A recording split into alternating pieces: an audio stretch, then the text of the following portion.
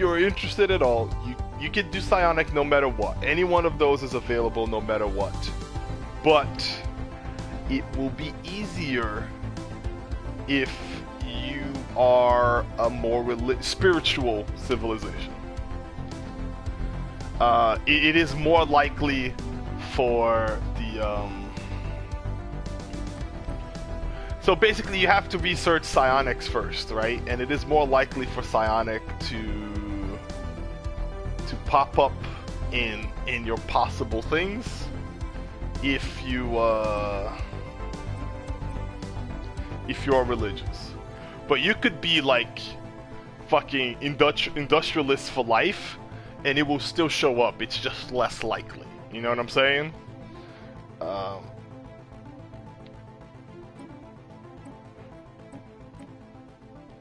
Xenophile, I mean, the xenophobe doesn't matter for psionic. It's entirely up to you what you want to do.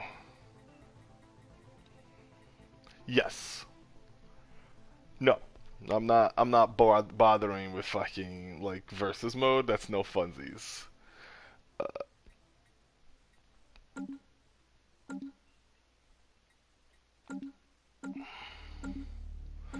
Are you making one from scratch?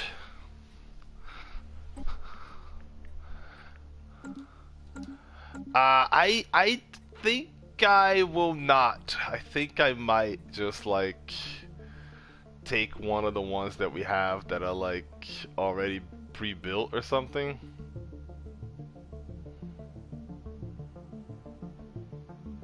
Okay. Which one is that? Can you modify it? Or do you have to like... Yeah, why don't you take it and then like modify it a bit and see if you can find some sort of like... Yeah. So then you don't have to do a lot of work, but you have a little bit of like control over some details of your species.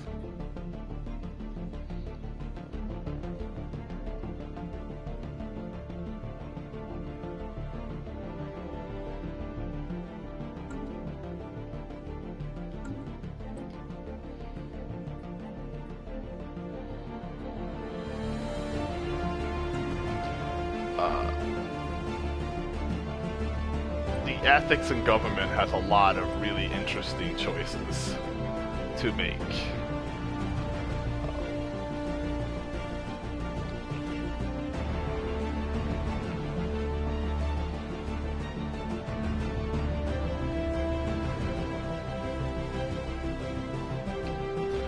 Just in general, some of these are like really fun and weird.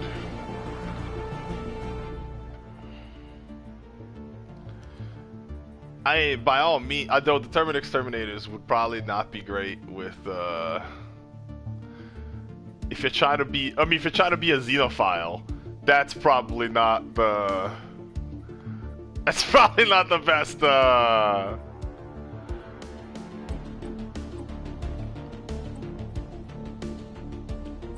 yeah, you know what I mean?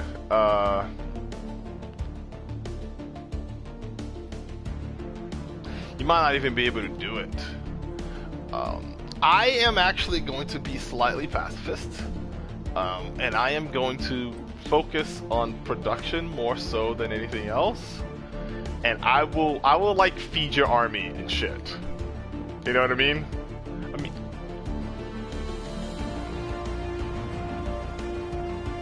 No, it's gonna be fun. You're gonna be a more, not aggressive, but like more like, I don't know, build an army, you know what I'm saying? Have an army of some kind. I will deal with like production. I can trade you stuff and just give you like food if you're running low or stuff like that. We can actually set trades like permanently. You know what I mean? So I can give you like, I don't know, if I'm producing 30 food a month extra than I need, I can give you like 20 a month every month and not like cost me any meaningful thing, you know what I mean? So we can run stuff like that.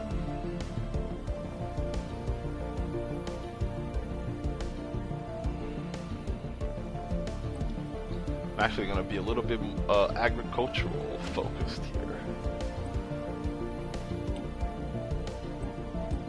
can pick democracy or whatever. Oh god, there's a corporate. I could be a mega corporation. That's awesome. That's actually brand new.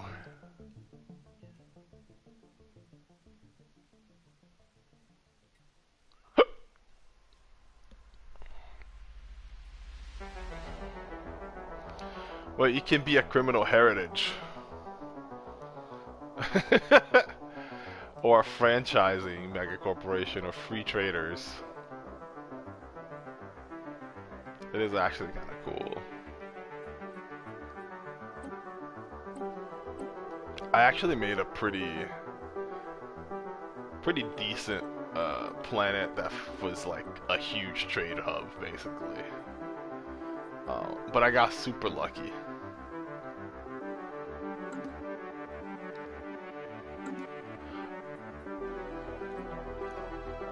So, the biggest problem is piracy.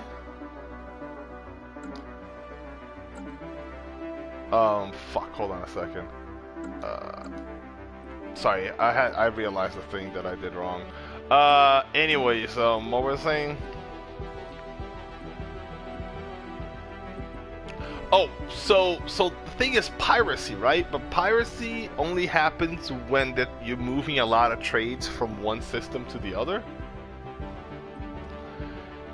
And this is ridiculous. But if you're only going from system 1 to 2, the trade route always goes back to your home planet. So you're supposed to protect the route from their system to your home planet, right? Right. But what piracy does is they take over a system in between that route. You know what I'm saying? So let's say my capital is system 1 and my trade route is system 5, right? Systems 4, 3, or 2 are vulnerable to piracy, and the pirates will take money from each of those systems. And then if they get enough money, they will take over one of those systems and build a fleet there, and then I have to take that system back, correct? So I ended up with a trade route that was all in system 1 and 2. That's the entire trade route. There was nothing in between for the pirates to take over. Part of it was luck because I had 3 habitable planets right next to my capital planet, and the other lucky bit was that I did a weird story event with the serpent, with the worm actually was called, and the end result was kind of negative and positive, and there were some negatives, but the positive is I could inhabit the entire solar system. So like my primary system, instead of being just like Earth and Mars, was Earth, Mars, Lua, Europa. It was like 8 different planets became habitable in that spot. So I took over all of those, colonized all of those places, and then just built trades in all of them. They were trading with the capital, which was in the same system. So there was no chance of piracy as far as the game's concerned. It was just like, yeah.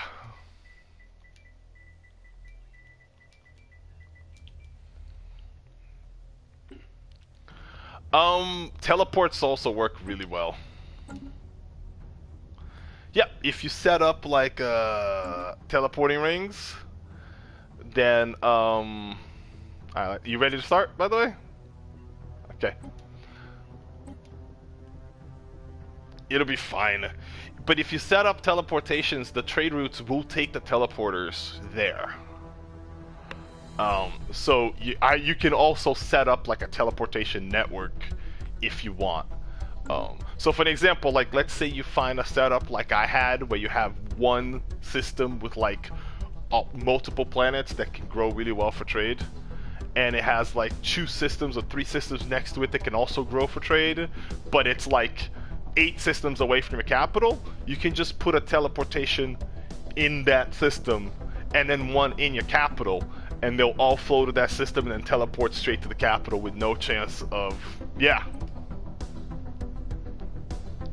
It is late tech. I find trading to be more of a late tech situation. One of the things I do like for dealing with trade is very early on, and I mean now. So all right. The controllers mostly deal with the D-pad, okay? Yep, yeah, it's paused right now. It's paused right now. So if you look up above you, it has all of the resources up above. And if you push up on the D-pad, it lets you look at all of those resources in detail. You see that? Exactly where it comes from, exactly how much you're spending, exactly how much you're consuming. Like, right, you should never know what the fuck is missing, kind of thing. And then press circle and it brings you back to like the main screen. And then left, it gives you access to like all the menu stuff, and we'll go into those soon. And then again, circle brings you back to the main screen. On the bottom, it's actually like events that are going on right now. The game will give you little warnings. For the example, should say your physics research, your society research, your engineering research have nothing to do, and you should pick one. Right. So that's your bottom, and then to the right, it lets you see like different planets, different sectors, different shipyards, different military fleets, and whatnot, and you can pull them open and closed, so that the thing on the right can be bigger or smaller than you want, for an example. Right. Yeah, so I usually get rid of sectors and planets until I need to find them, and then I will like turn them up. You know what I mean?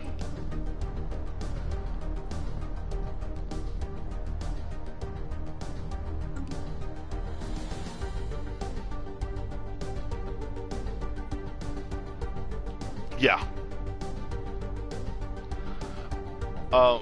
The other thing is you can zoom in and out using R2 and L2.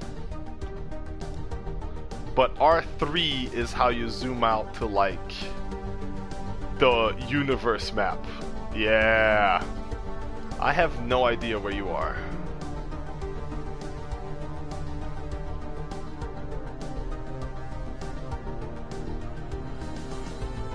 Okay, I am south of you, also to the right of that black hole. Just so you know. Yep. So yeah, R3 brings you in and out of the world map.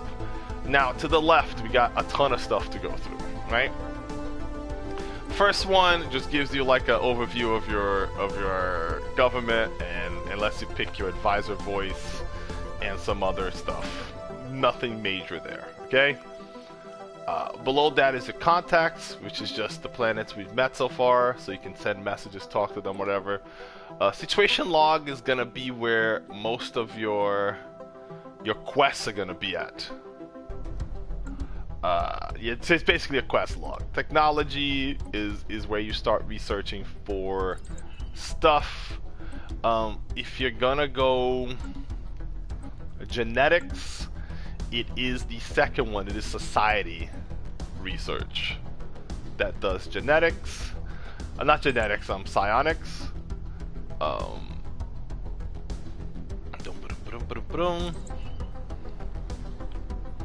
If you end up finding a scientist who's like either a mad scientist or who focuses on psionics, those are the ones that are more likely to find psionics. Just so you know. Just a piece of advice. Next we have market, and that's where you set your trades and you can do automatic trades. I have not messed with slave market yet. That seems dirty.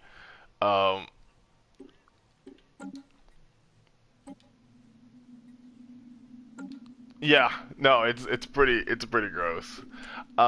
Expansion Planner lets you kind of like see all of the planets you found that are even remotely habitable. You probably have a 0% world in your thing. You have to terraform it, but it's technically habitable, so it shows up on your list. You know what I mean?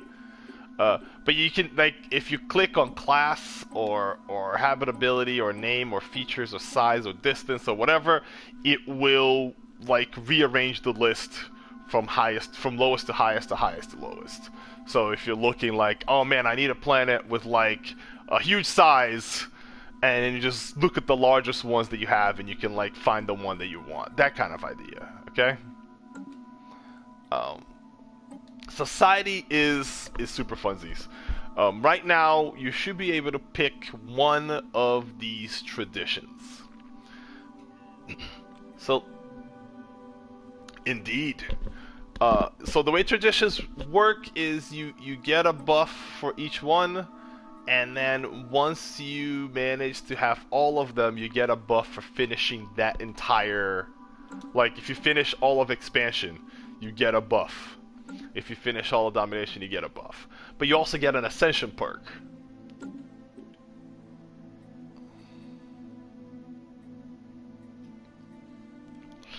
Every time you complete a skill tree, you get an ascension perk. And your second and third ascension perk should be psionic related. So if you don't have psionics researched by then, you should probably hold off a little before you get your second and third ascension perks. Or at least try to.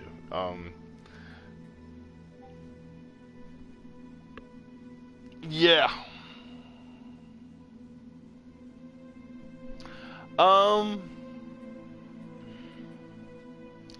You know, go with Discovery then. I will go. No, that's fine. I'll go with Expansion. I'll build a little wider. Yeah.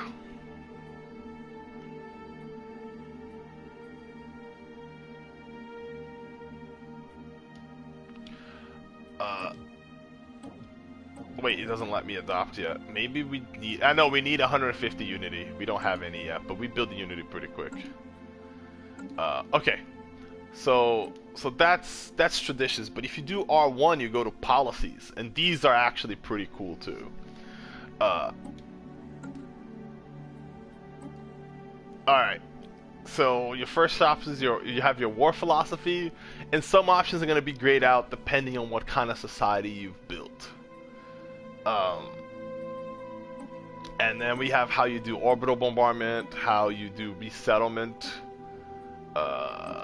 Resettlement allowed is actually kind of useful. I try to keep it prohibited because I'm trying to be nice, but it is not like easy. Peaceful, you know, initial border status, I'm gonna leave it open for now. I try to be nice, but whatever you want.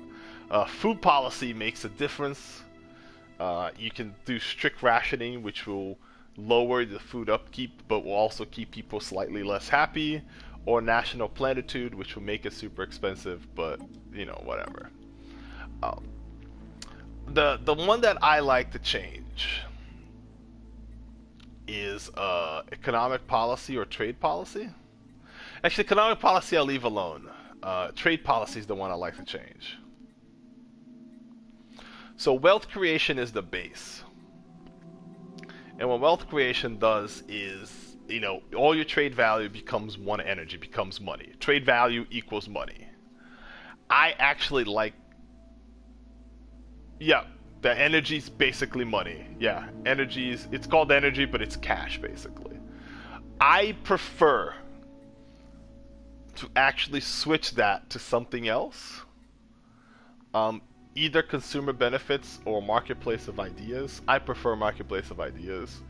But the basic premise is that you end up building a civilization that's only like reliant on half the trade that you really need. And then late game, when you don't care that much about the consumer goods or the unity, you switch back to wealth creation, and your income just fucking skyrockets. Like, right.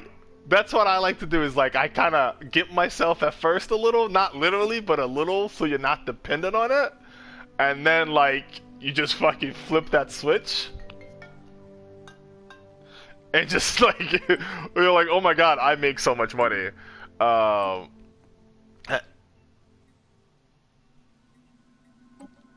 and then we got robotic workers, population control, slavery, and purging, which I prohibit all the time, but it's up to you. R1 becomes edicts. Edicts are basically like big orders that you give. The cost is usually quite high, but they give you like an 11-year buff to your fucking group. You know what I mean? Like, right. So, so these are some pretty big deal changes. But keep in mind that political capital is a very important resource early on, so you want to be careful with that stuff.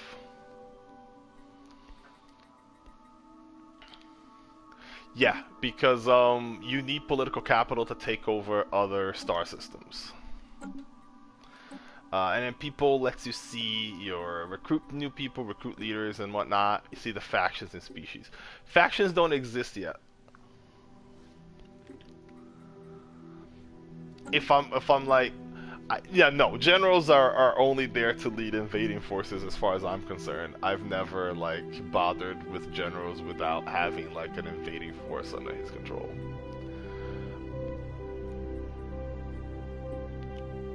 I almost every fleet of mine has an admiral. I like having ammo for every fleet, but it depends on income and stuff like that. For factions, they don't exist yet, but they'll pop up, and they'll usually have like one of the 8 different possibilities. There'll be like authoritarians or egalitarians, there'll be xenophobes or xenophiles, there'll be militaristic or pacifists, or spiritualists or materialists. Uh, yep, whoever you help gives you the most. Whoever controls most of the population has the most possibility to give you political capital, but they'll only give you political capital if they like you. Does that make sense? So if 97% of your people are part of a faction, then having that faction like you would give you a lot of political capital. Having them hate you would give you less political capital.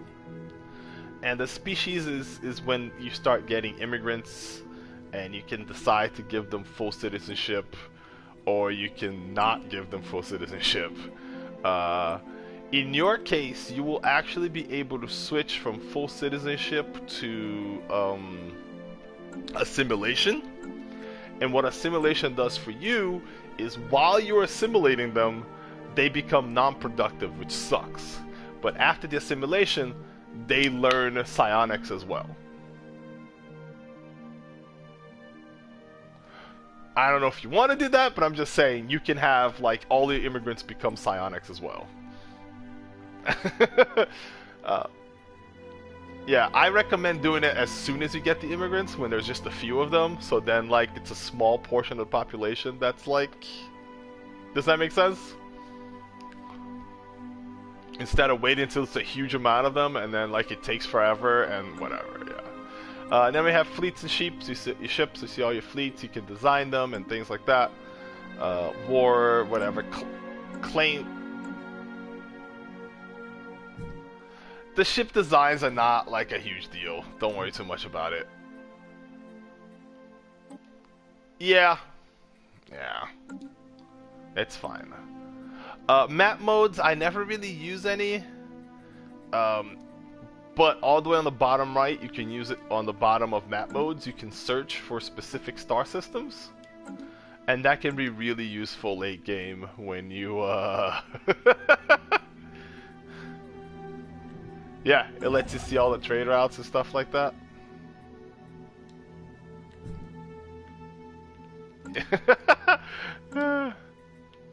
Yeah, and then you can see all your trade routes, you can see all of your stuff. It helps find things sometimes. It's less useful early on, but as the game progresses, you'll be able to like... Yeah. I usually use that stuff to just turn on, have a look, and then turn off, right? I don't like them on all of the time, but it's nice that they're there. Alright, we're gonna pass because we need some cash in order to do anything, really. The only thing we gotta do is have our science ships go exploring, I presume.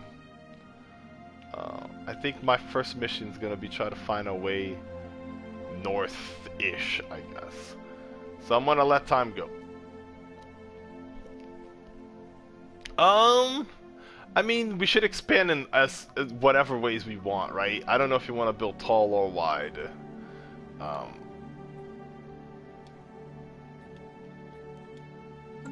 I mean, I lowered slightly the amount of other empires we have, so we have the option to do either. There's only 6 other empires besides the 2 of us. And there's a few minor ones too, and there's gonna be a Marauder Empire somewhere. Like, there's gonna be a Fallen Empire, but you know, like 6 real fucking other player, quote unquote. So you have the opportunity to do whatever you want. I'm just saying, I'm gonna run. I usually build wide anyways, so I'm definitely gonna go north and see what happens.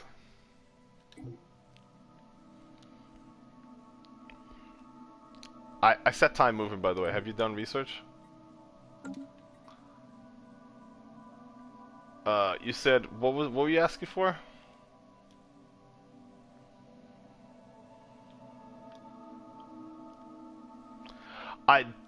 Oh, okay. From this sack Husk Clouds, if you go, there's like one to the right, one to the left, and you go directly below, right? You see that? And if you keep going down a little bit to the left, 1, 2, 3, I can see that's on my lane right there. The third one is already on my lane. So we're actually pretty close. Yeah. Although the connection is not super easy to do, because there's a couple of like non-connections here, I should be able to get there pretty easily. Alright, I'm turning time on. You good?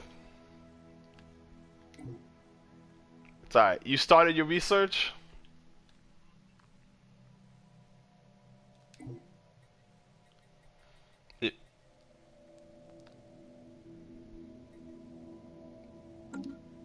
If you hit left on the D-pad and you should be able to use the D-pad to go up and down.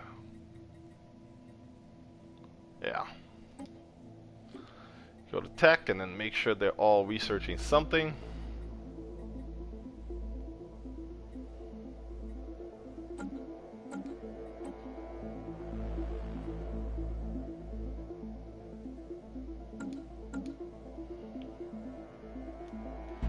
Alright, setting time forward.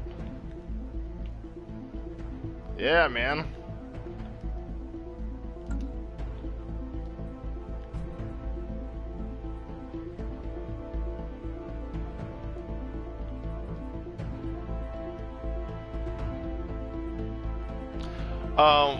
If you select your construction ship, right? And you look at your home base, you see how like it grows yellow if you're looking at the big star map? You can just press square on it and it'll give you the option to move here, build mining stations, or build research stations, and how much it costs. You don't even have to like pick specific one to build. You can just tell them, build all the mining stations in this goddamn system, and it will just run around and just do it all for you, and you just watch it happen. I say that because if your build is anything like mine, you're probably gonna have 200 minerals, just a little bit, and you should be able to start building mineral stations in your home base. Anomaly found.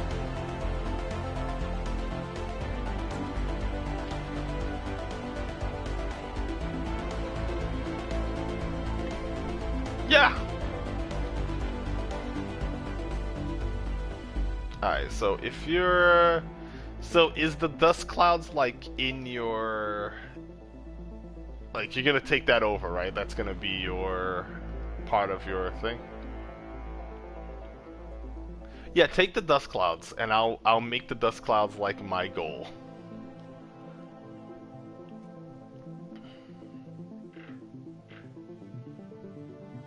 It's not too bad. Yeah, and then I'll meet you at the dust clouds. Basically, you have the dust clouds, I'll have the thing next to it or whatever.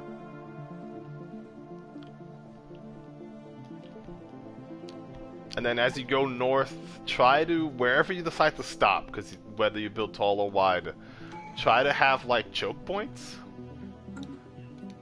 I'm pausing because we should have access to a tradition now.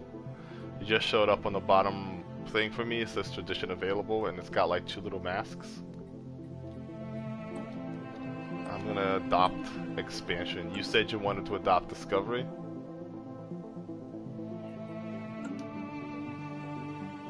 Yeah. What's up?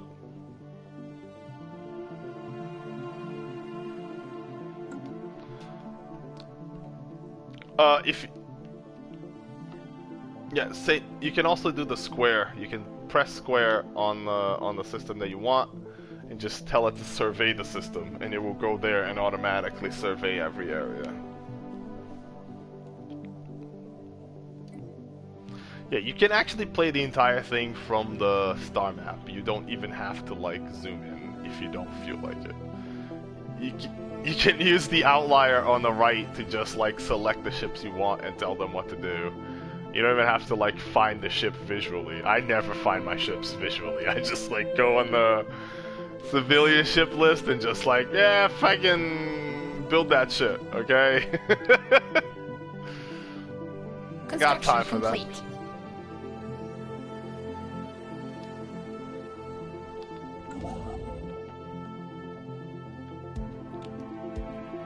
Research is nice. I mean, there's a lot of things that you want to pump, so it's kind of like, why don't you pump research early and I'll focus on production and shit.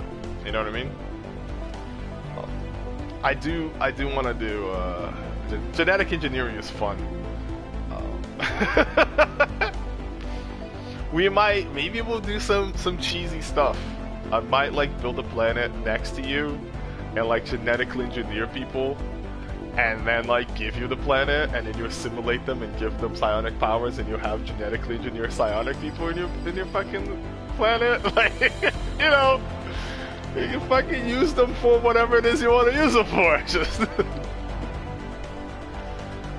by the way, you should be able to learn genetic engineering on your own. I'll just learn like way over the top genetic engineering, right? But you should be able to engineer traits on and off. Like there's a point system, and if you do the way that I'm doing, you get way more points. But you should still have the ability to, like, any species in your planet to just like, you know,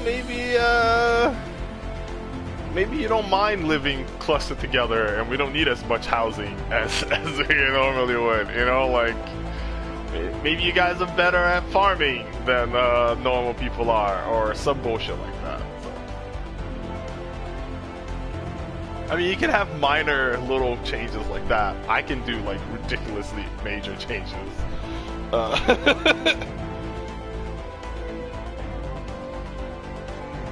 System survey complete. Alright.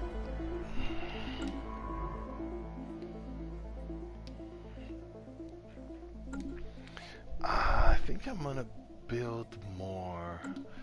To build ships, go to the shipyards on the right. On the right hand side on the outlier should be shipyards, and then you have star-based defenses shipyard, and you can build whatever. Fleeing aggressors.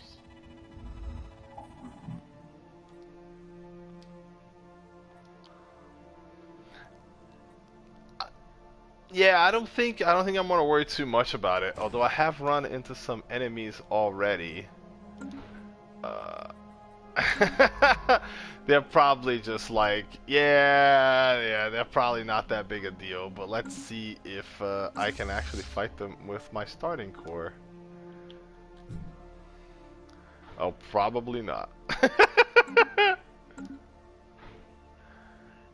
They're not terrible, but my fleet is 111, and they have 3 fleets of 200, 300, and 680 a pop. So they are definitely beyond my my capabilities at the time, which means the path that I was gonna take to you is gonna be a little bit longer than what I wanted, because you know, that's just the life that we got. That's just the hand we got dealt, man.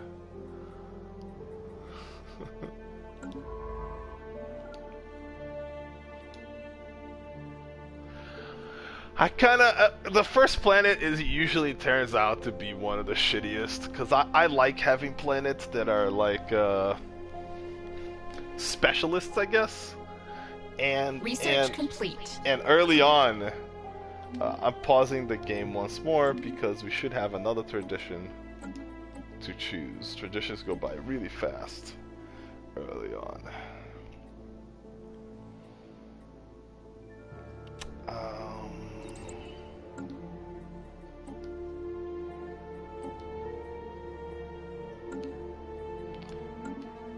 Society.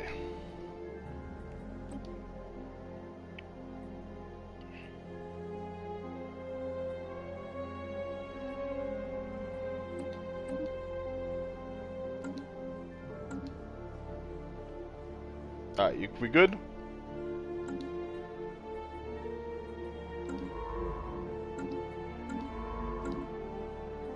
Alright.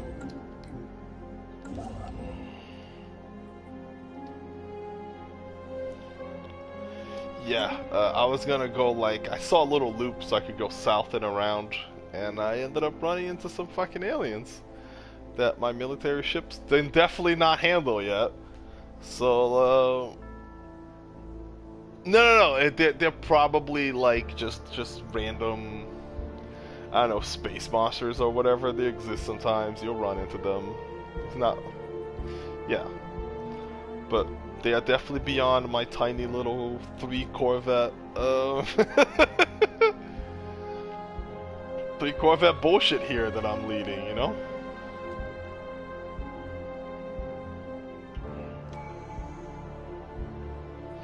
Oh, looks like I have a new tradition to pick.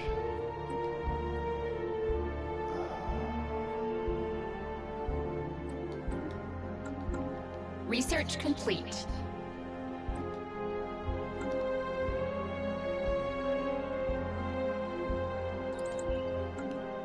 Let me know if you want me to pause or slow down the timer for a bit because I am running it on super fast. Yep, go for it.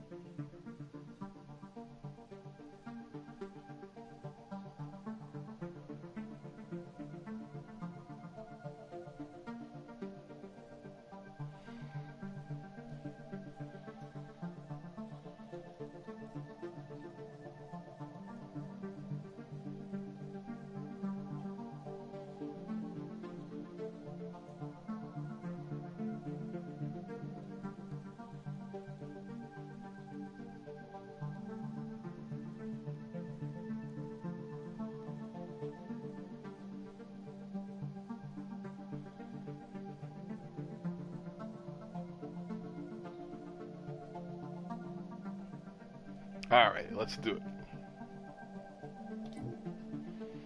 Yeah,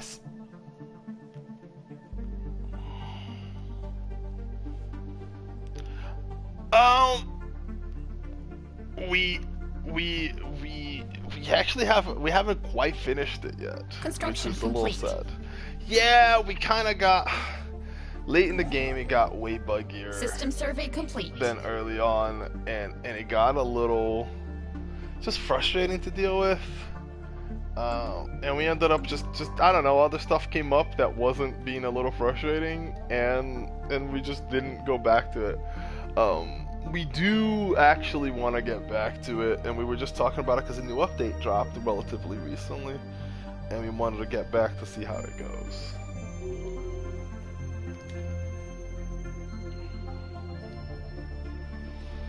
So, oh, that's hilarious. My governor just got the righteous trait.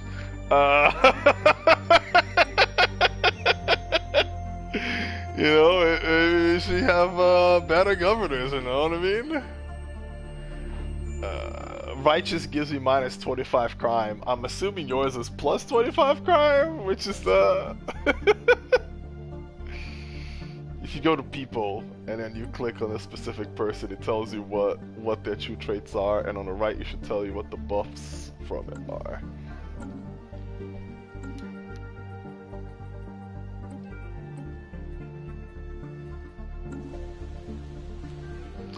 Great. That's nice. I'm actually gonna pause here for a second. Go to your home planet for a little bit, and I should talk about that. So, I go to the outlier and just select from planets whatever your home planet name is. When you just highlighting it will tell you. For an example, I have unemployed people in my population. And I have places I can build more stuff in. But anyways, we go in and you should have like planetary features on top, and then you have the 4 districts, and then you have places to build. Districts will give jobs and housing based on what district you pick. But if you will notice, they all don't give you the same amount. Generator, mining, and agriculture districts will give you, I believe, 2 housing and 2 jobs. And city districts will give you 8 housing and 2 jobs.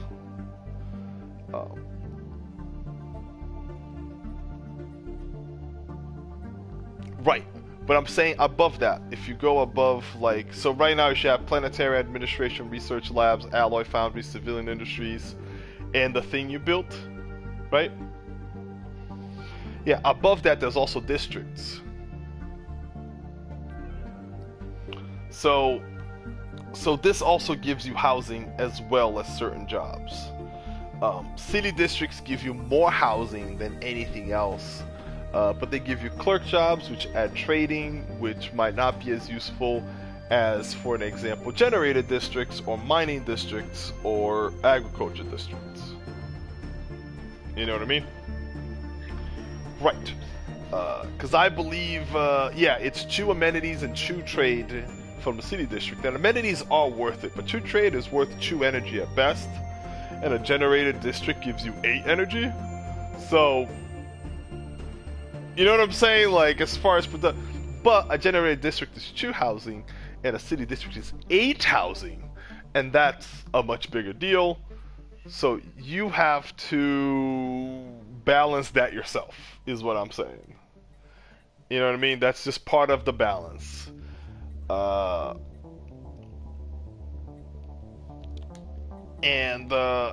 at one of the reasons I said I'll be a production is I have a special thing where I actually my people don't like cities.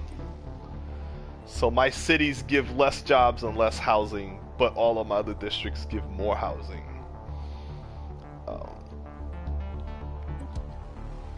It'll be nice when I'm trying to... you have a limited amount of districts, so it shows like empty districts, but they're also kind of universal, so adding a mining district will take away from possible city districts.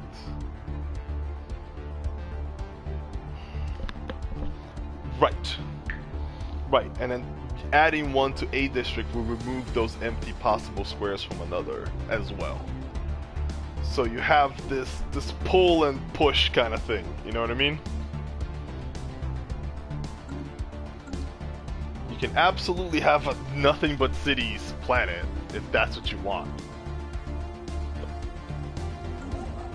That's probably not ideal. I mean, if you're doing 1 planet or 2, that's fine. If that is just how you build things, that's different.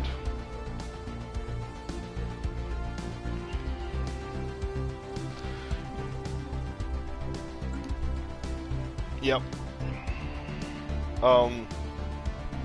There are buildings you can build later that benefit from actually focusing. Oh, we have a new tradition to pick up again. First few traditions, first 2 or 3 traditions are super fast. And then...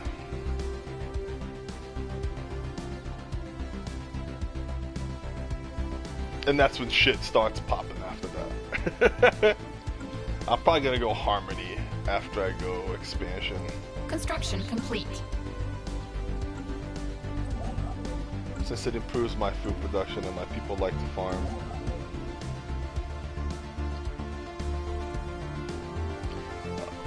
Keep in mind the political cost System survey complete. of building a star base to take over a system. System survey complete. When you use Square, you also can chain orders, so you can have you can tell a ship to just like survey this system and then press Square on another system and tell it to survey that Research system, complete. and it will just bounce between the 2. Fleeing aggressors. And we ran into aggressors again. Okay, that's cool. Oh, okay, this is a group of 5 this time.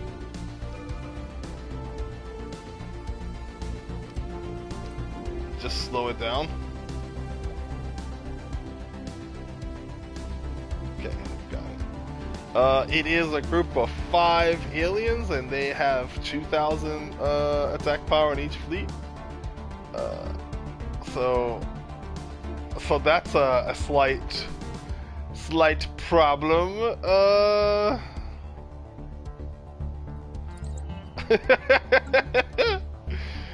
Just, you know, I'm just trying to live here, and like my whole place is just surrounded by fucking like aggressive ships, man.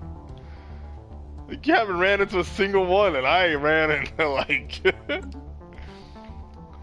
Like, I'm gonna send you a picture actually. The exclamation marks are basically enemies I ran into.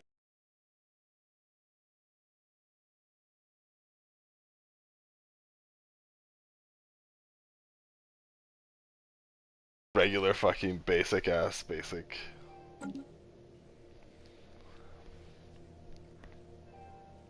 You'll see like how much of my expansion is just like they're right there.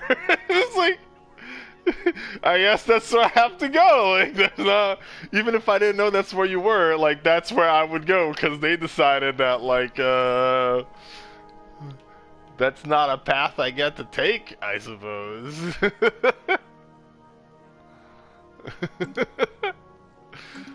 They're assholes out here, man.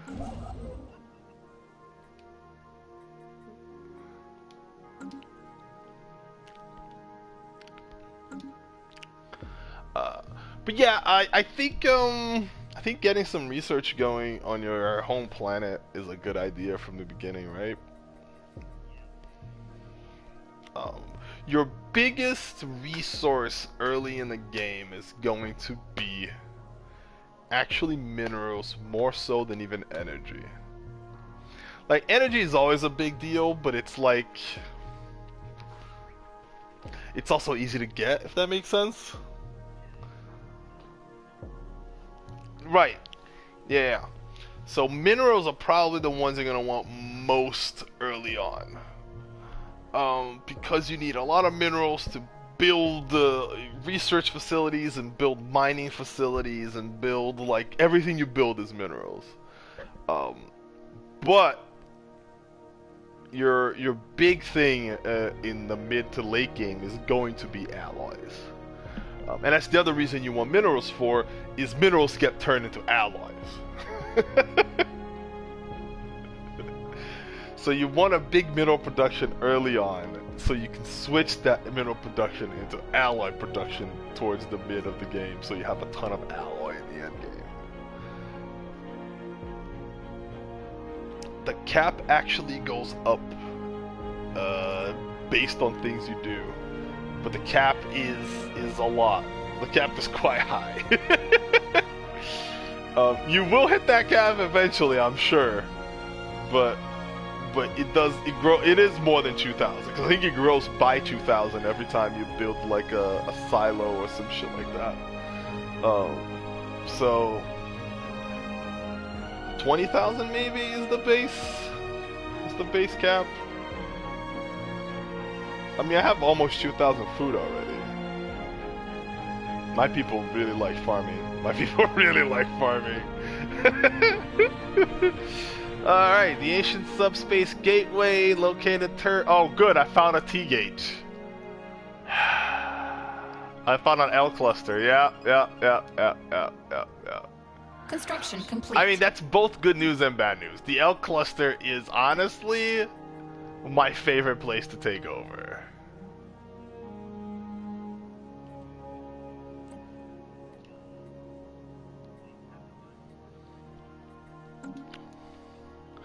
I mean, the no, that's not the worm. But the L cluster is, so when you take the L cluster, when you activate all 7 L gates, something happens. And sometimes that something is good, and sometimes that something is bad. But either way, it generally gives you access to what's called the L cluster. And it is a small cluster of stars completely separate from this universe. Like, you can't see it. It's on the corner kind of thing, outside. And there's only one way in and only one way out. It's one teleport that teleports to all of the L gates. And so I usually use that as like the hub of my military empire.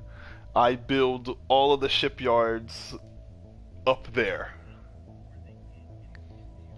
and I put a teleport in the one place where they can all get out, so I have access to all DL gates and any other teleports that I build from the same system. And so I have all of my forces up there, and when war strikes, I just teleport them to wherever is like necessary. You know what I mean? And when they have to repair whatever, they just teleport back to the L cluster. Like, my home base doesn't keep the military stays in the L cluster, and if somebody gets close to like my home base, they all just flow in from the L cluster to come do backup, basically. You could absolutely move your capital to the L cluster. There's several planets up there, and you get a few special technologies from taking over the L cluster too. So overall, the L cluster is a positive. It just getting to that positive usually involves, you know, problems. Yeah, you know, you gotta pay for that somehow, I guess.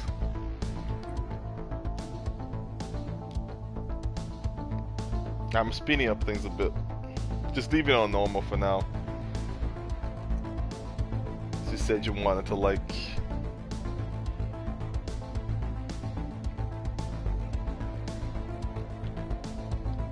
Cool.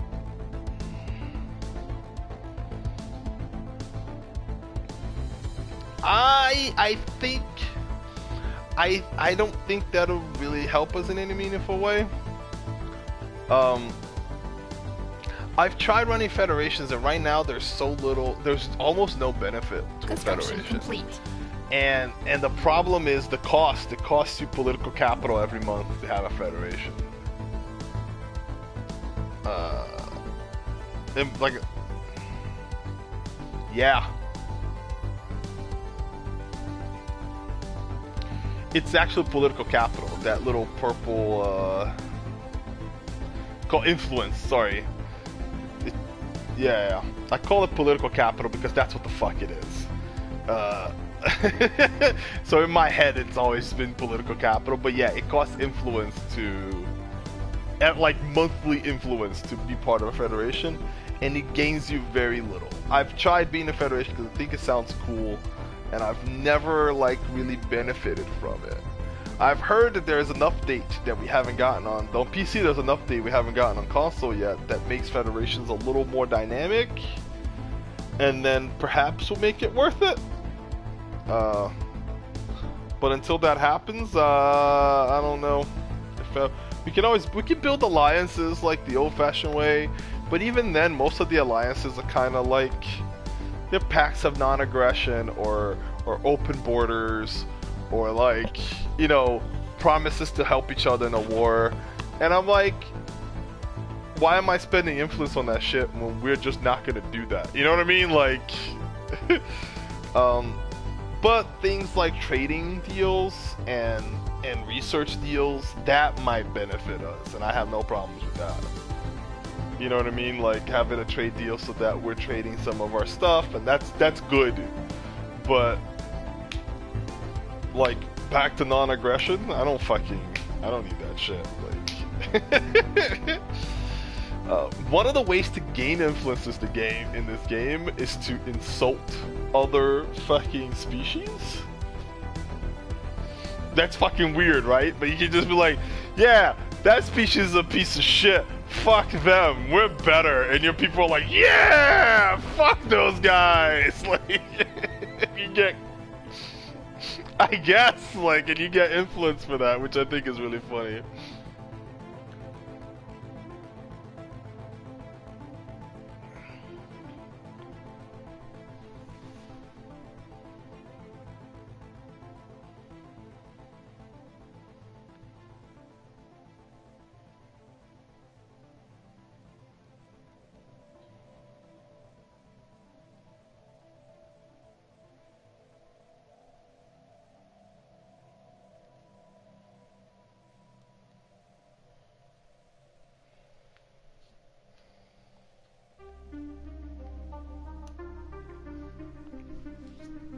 So, yeah, however, that's actually kind of funny. You can't do that if you far outweigh your opponent. Yeah, if your military is like a little better than theirs or a little worse, you can be like, yeah, fuck these guys. These guys are a bunch of bitches. But if your military is like overwhelming, nobody cares if you say that, because it's like, yeah, no shit, like, like, no one's impressed. Everyone's like, yeah, oh wow, you talk shit about the guy with like 2 rocks sticking together while you got an orbital laser. You're a fucking badass, I guess, like.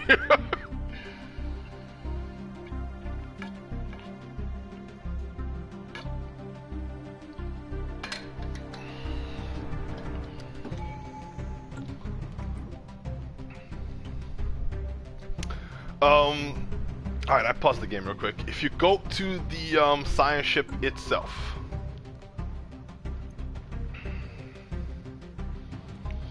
that's under command, right? If you press R1, you go to manage, and then there you should have recruit leader as one of the options. But if you click on that, it'll let you like actually pick a leader from the list of leaders that you have, I believe. Yep.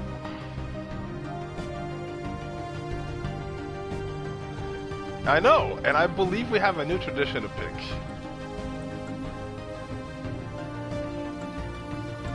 Okay, I probably didn't do it before.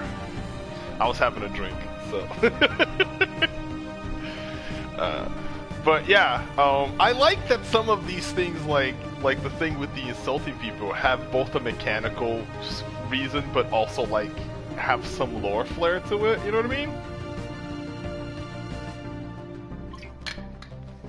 Because like the real reason, so you can't farm influence by just picking on enemies that like aren't a threat to you at all, right? Research complete. Like they don't want it. They're like, hey, no, if you're gonna do that, you gotta make sure it's only for shit that is actually a threat to you. That's fair. That's fair enough, right? But it does actually still make sense in the context of the game.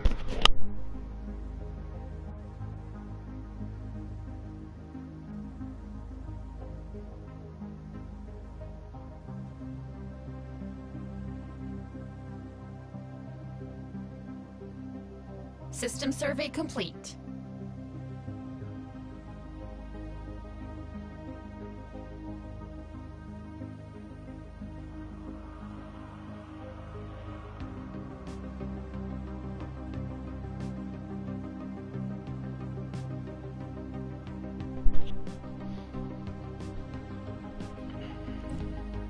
Construction complete. Oh no, you don't have to worry about safety of your capital. Nah, don't sweat that. Fleeing aggressors. And I have run into more aggressors. Dude, the south area of my place is insane. Fleets are smaller, just 599, 709, and whatnot.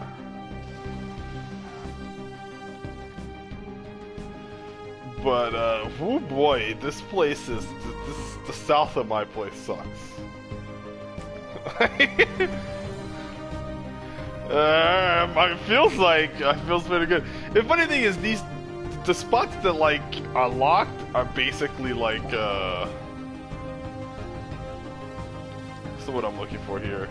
They're dead ends. Like, they were just places I was exploring because, like, they're close by and I might as fucking well.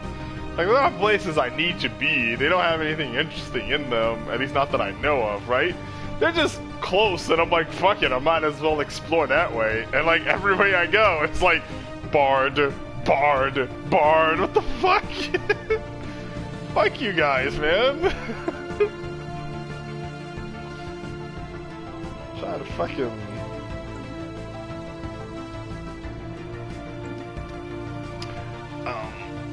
one of the things you can do is you can upgrade any of your star bases. So every place has a basic star base, I should say, which is really weak and tiny. But if you click on it, you're given the option to upgrade it into a station. And stations are the ones that can have like trade hubs or shipyards to build ships and passive defensive and things like that. They are quite expensive to build. They are quite expensive to maintain. I wouldn't recommend having a lot of them at first.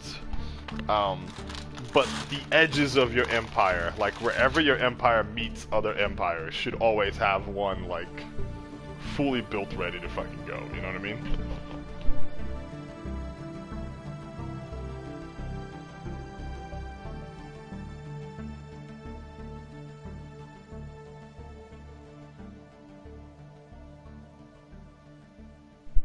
A shipyard also has the special ability System survey complete. that when you dock a ship on it, you can lower its upkeep.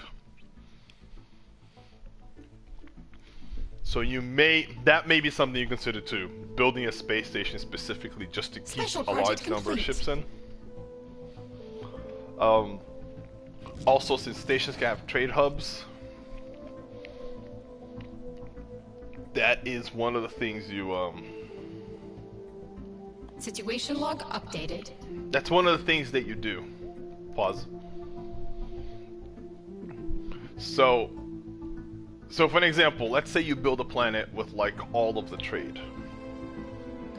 You still need to get that trade from that planet to your capital. And the trade will not leave that planet if the starport that it's built on doesn't have like a trading hub. So you need to like any place that's gonna have trading, you need to upgrade their star base into a star station, and you need to add trading hub to it. One of the things you can also build is like defenses, and some of the defenses will actually add a certain level of piracy defense to the system you're on, and a few systems around it. And the hangars and things like that, like when you build hangars, which have little fighter crafts or missile whatevers, fighter crafts are the best way to deal with the piracy. They'll add some piracy defense, but it isn't much. The way piracy defense is like, let's say you have 200 piracy defense, that means you can defend 200 trade value going through this trade route. Any more than that, and you can't defend that much. So if you have like a massive trade hub, defenses are not going to do much. You're going to need corvettes or you're going to need a teleporter. Whereas if you have a minor one, you can get away with just putting a few defenses on a star base and just have it cover the path. So So you don't, like, not all of your star bases are going to be on the edges of your empire, but that's usually where you want to build them just to have something fortified. Right. They're rarely going to stop an armada from coming through, but they might delay. You know, like the enemy will have to build a slightly bigger one than normal in order to get through it, and that can buy you enough time to get your people there in time to stop it. And even when they do attack it, even if they take over it, they will lose some ships in the process, and that is also beneficial because it'll make it easier for you to take it back. That kind of shit, you know what I mean? Right. But there are other reasons to build stations besides just defense, is what I'm saying. I'm not building any now. I'm not saying you should build one now. I'm thinking about stuff we haven't talked about yet, and that was one of the things we haven't talked about yet, was star stations. Yeah. Yeah, there is more star-based capacity you have to grow.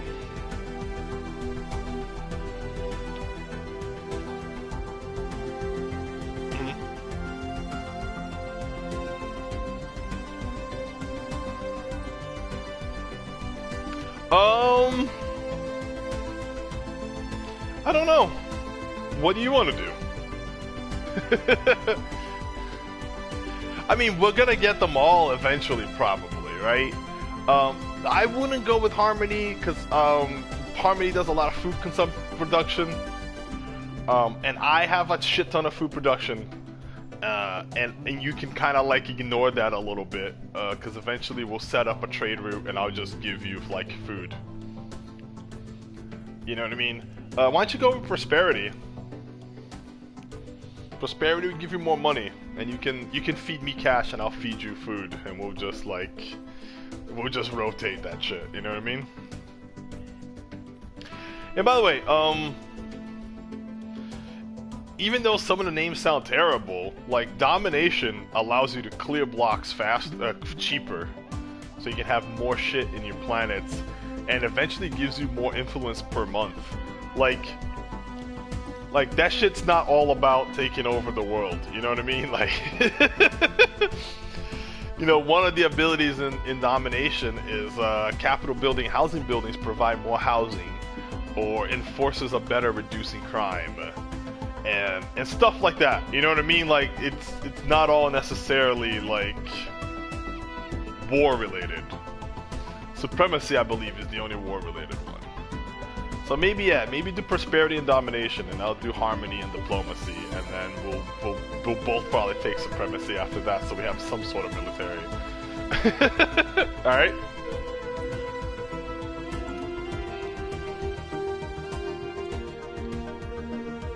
Oh, mine is even smaller than yours, so don't even sweat it, yeah. I need to start building eventually. I'm gonna wait till I can build slightly larger ships, and then I'll just build a few medium ships, and just fucking start colonizing this fucking galaxy, I guess, since there's so many assholes all around my place, I guess.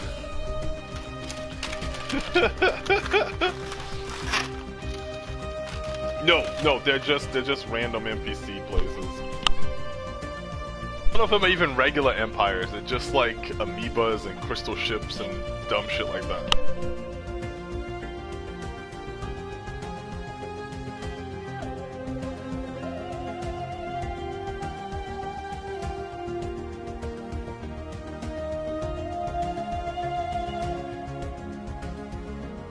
I did pick a large one.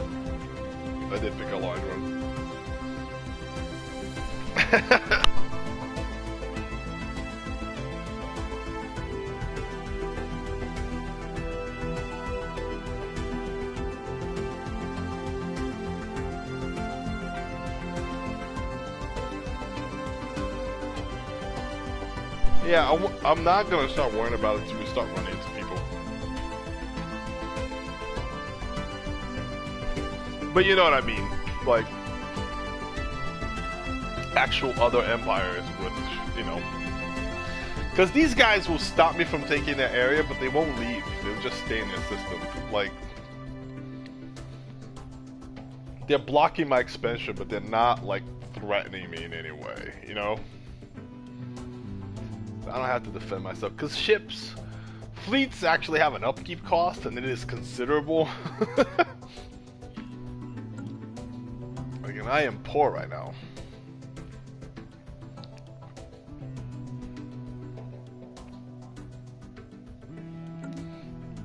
I might actually colonize a new planet. Oh yeah, for sure.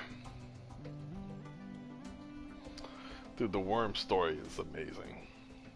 The whole story with the worm was hilarious and insane. And like,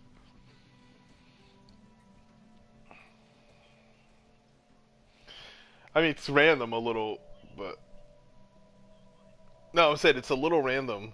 So you just have to get it, and it has a multiple ways to end. And they all have their bonuses and non-bonuses, I guess. I don't even know if I got the best ending, but the bonus for my ending was amazing. Like,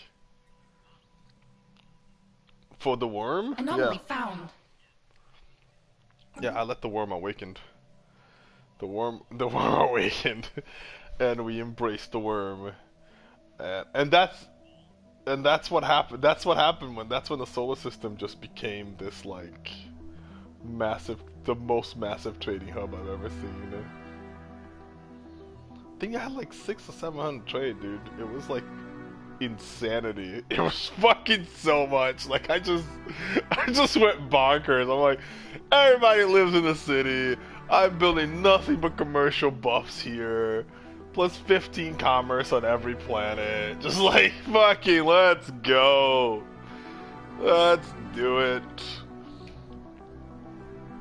No piracy to worry about. They don't have to travel anywhere. This is just the system. It was just like, fuck, let's go. Let's see what we can do with this. And then just to break it like a little further, I set a teleport in another system, and the other system was a fucking ring world that I also built for nothing but trade. Just like Construction complete. Just a trading ring world, man. Ringworld, Ringworld was one of my favorite novels. So like, when I thought that I could build a Ringworld, I was like, fuck yeah! I get to build Ringworlds now. Exactly what I wanted.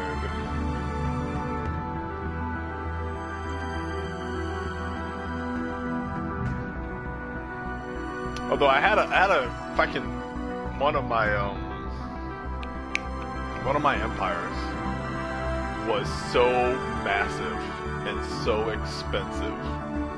I actually ended up having 2 Dyson spheres running at the same time, and was still running like I did not have as much of an income as you'd imagine overall, obviously. Like I was still burning through that money like totally normal, you know. Oh, it was terrible. You can't actually build 2 of them, but if you find a broken one, it doesn't count towards the limit. So you can fix a broken one and build one of your own, and I did that, and I was still like, I can use more money.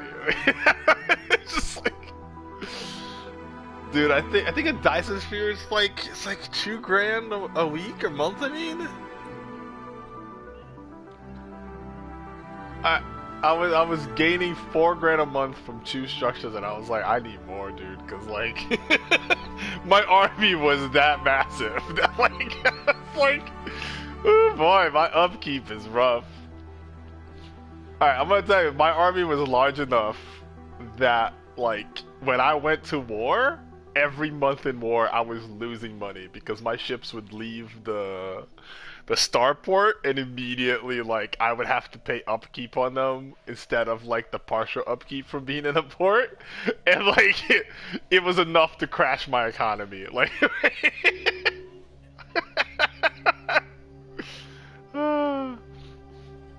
it's alright. At that point it was like I had enough money in the bank that I'm like, I just need to make sure this war ends before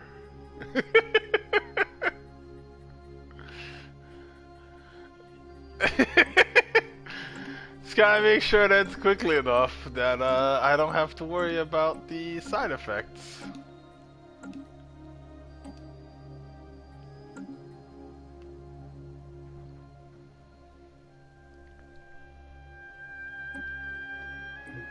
Yep.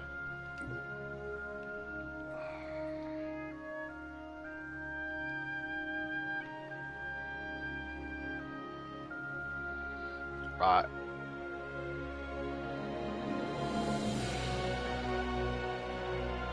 To what?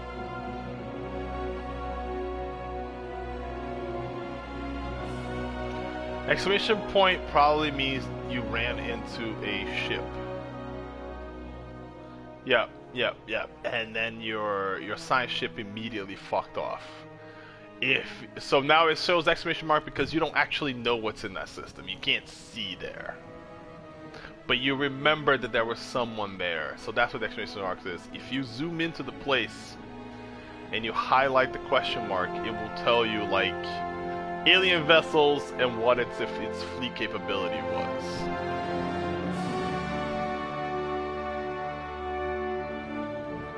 There you go.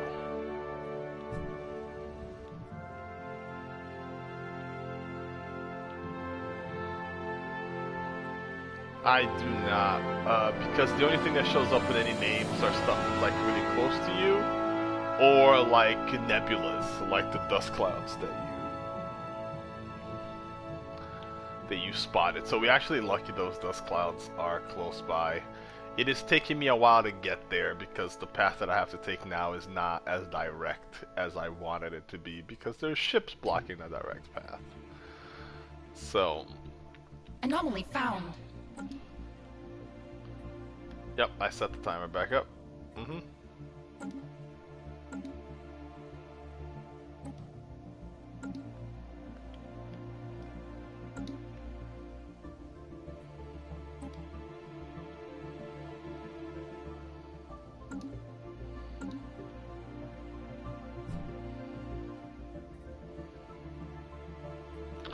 Oh, I see what that is. Okay.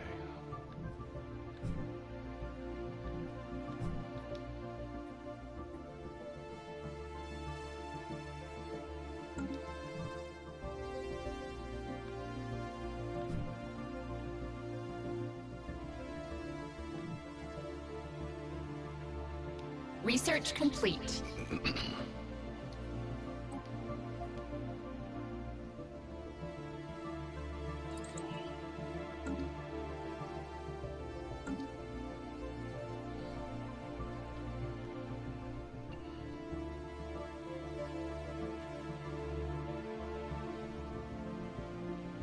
Construction complete.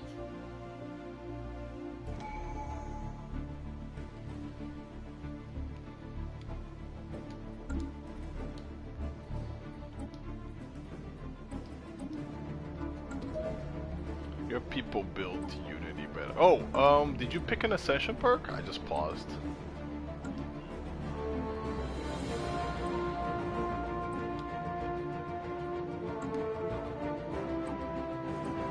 Yeah.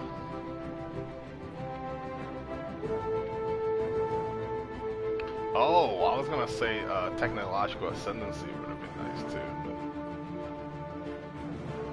nah. Not really. Technical ascendancy just makes rare technologies a little more likely, but it's not a big deal. We make do. I'm trying to see if there's any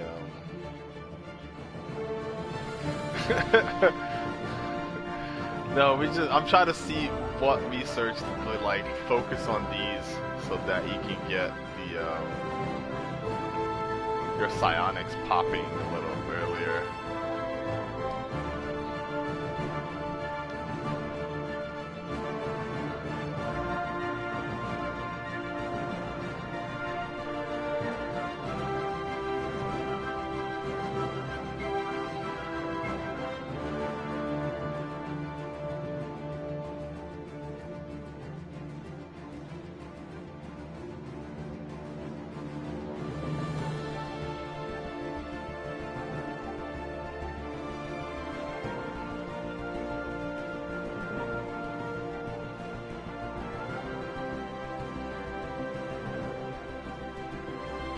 Yeah, I think I'm starting to get to that point where I need to go build that.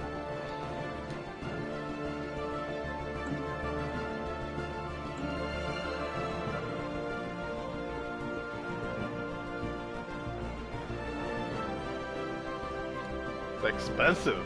Damn. Let's fucking go.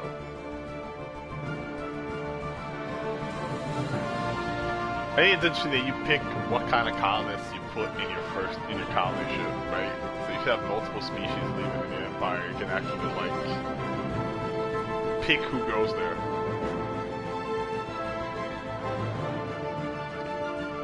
Although it is useful though, because like, I don't know, you might have some people in your empire who prefer tundra worlds versus continental worlds, or people who prefer like arid worlds or whatnot, you know what I mean? So when you go to your colony and you're gonna colonize a tundra world, are you gonna put the people who like were born in a tundra world, or are you gonna put the people who were born in like a desert world? You know, like why don't you desert people stay in the fucking desert? You know, I mean, I still have free immigration. You guys can migrate there if you want, but I'm not sending colonists of the wrong. You know what I mean? Like, it does seem a little fucked up, I guess.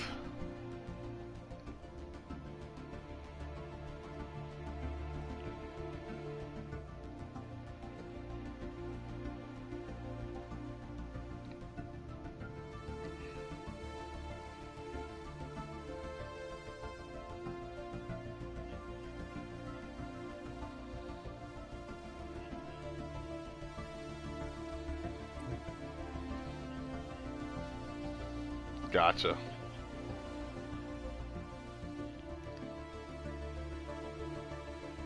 Gotcha. I mean, I'm always. System survey I tend to complete. prefer playing it fast and just pausing a lot to playing it slow. That's just how I like prefer. But if you ever wanted to pause, and I'm keeping it on medium, by the way, for now. Yeah.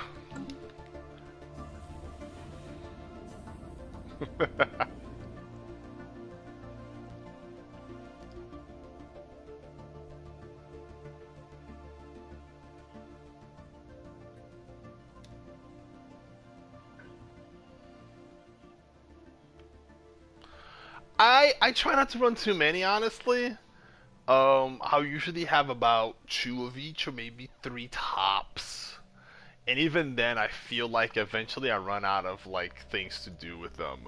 The problem is that construction ships having more than one is kind of a drain in your political influence. If you're expanding multiple ways, you're probably gonna be spending more political influence building star bases than you get back in the time it takes you to build them. Does that make sense?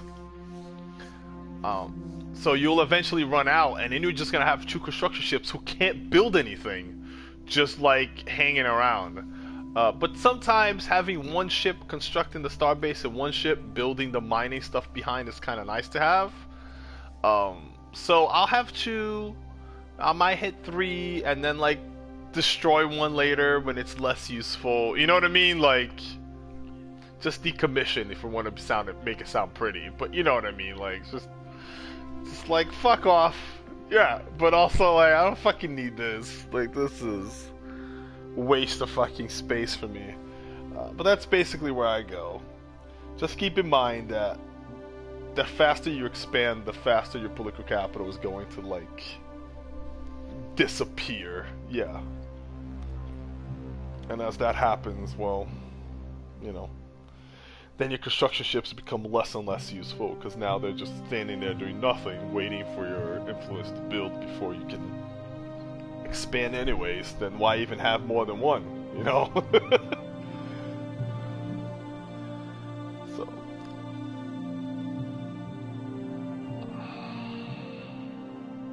Construction complete.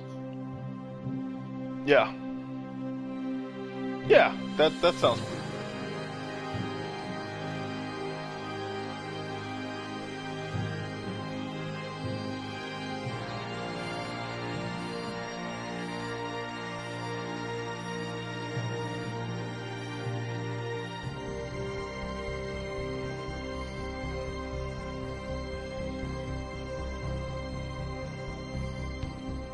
Yeah.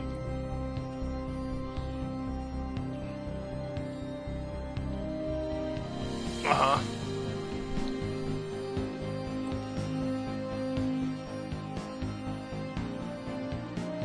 domination, I think. Yeah. It'll give you more monthly influence. It will give you be able to clear path a little easier. It'll allow you to fight crime a little better, which is going to be nice since apparently you have a criminal running your country right now.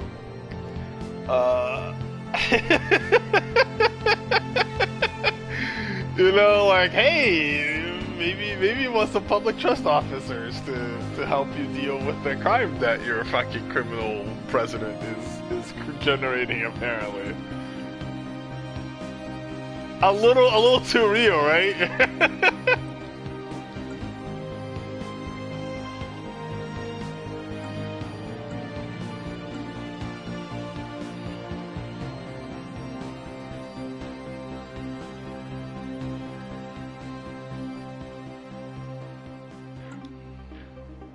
No, it's just a fun little, like, I mean, they get new skills and shit. One of the things you can do though, is if you look at the situation log, assuming you have a president of some kind, if you have elections at all, prime ministers or some shit, then they have some sort of decree that they would do. Like in my case, my prime minister was elected on a platform of expanding our urban centers. And so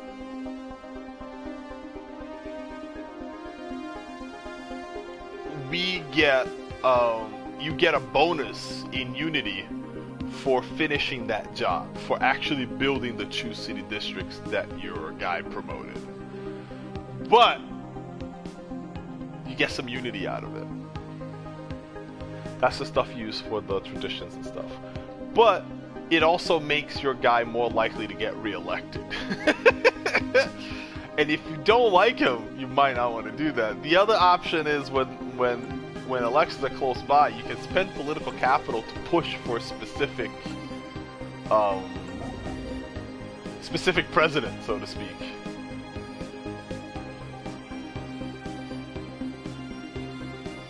Yeah, you can still lose it, but if you spend some capital, you might be able to get the person you don't like out of office, is what I'm saying.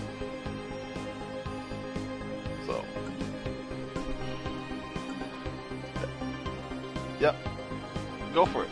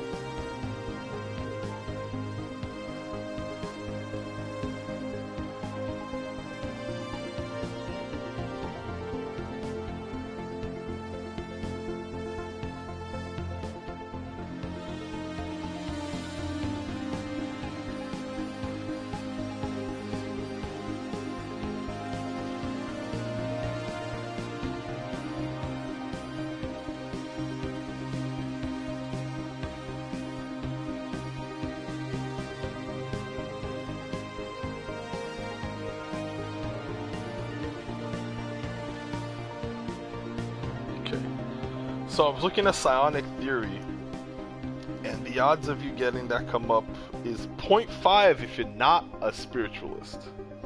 So there's like a base odds, and it's divided by 2 if you're not a spiritualist. It is normal if you are a spiritualist. It is double if you're a fanatic a spiritualist. It is doubled again if the scientist is maniacal, and it is multiplied by 8 if the scientist's expertise is psionics. So if you can find a scientist that you can hire with an expertise in psionics, which is largely luck, that would help a ton. If you can find someone who's maniacal, that would help a ton. Otherwise, just cross your fingers and let it happen. It'll show up eventually under society.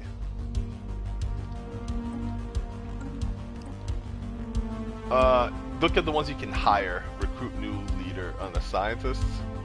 Oh, okay, yeah. Yeah, mine are like fucking resilient, carefree, and survey speed. Like, they're not even close to useful for that. But yeah, just so you know, that's if you see somebody who's like expertise in psionics, like take that guy, because you want your next tradition to be mind over matter, your next ascension, and that'll start you down the research complete. Down the psionic path. But you need psionic theory before you can take mind over matter.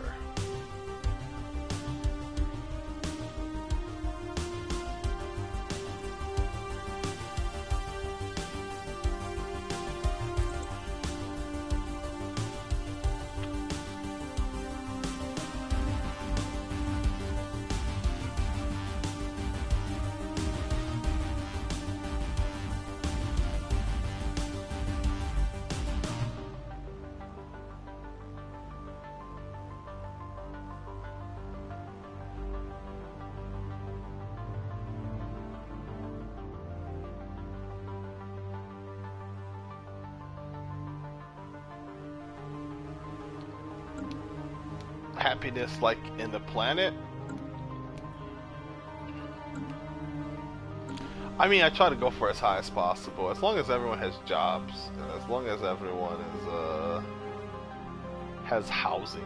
I find that the happiness is acceptable.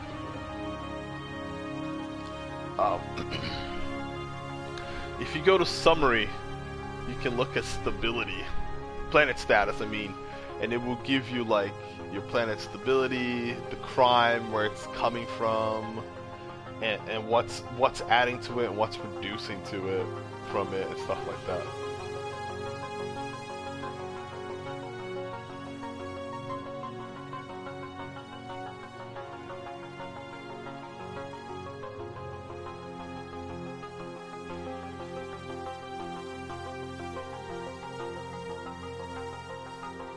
High amenities also affect the happiness, by the way.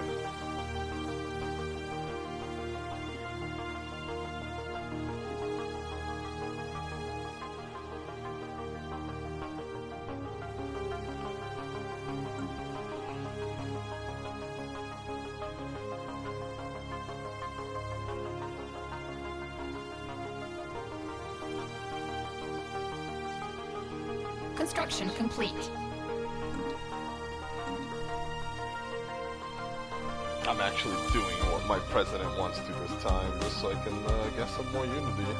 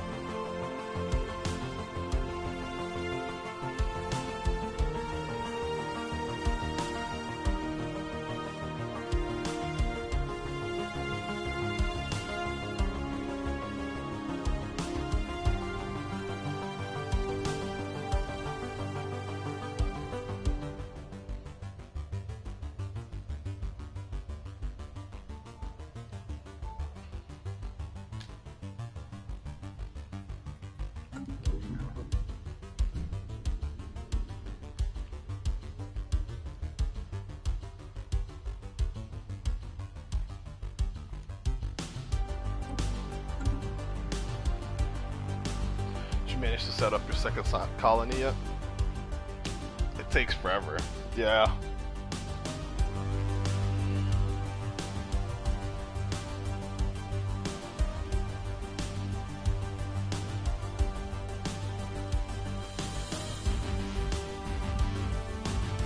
I will say one of the sounds kind of more fucked up, I guess, things that you can do with genetic engineering is epigenetic Research triggers. complete. And that allows me to take almost intelligent species and turn them into intelligent species, and then make them part of my empire. Oh, it's like, these guys, you know, take some Homo habilis tier, like almost intelligent. They can make tools, but they're not like, you know, talking yet. And I can just be like, maybe you guys can talk now. Alright, I'm having elections right now. I don't know if you are. No? Alright. I don't know if you have elections. I do.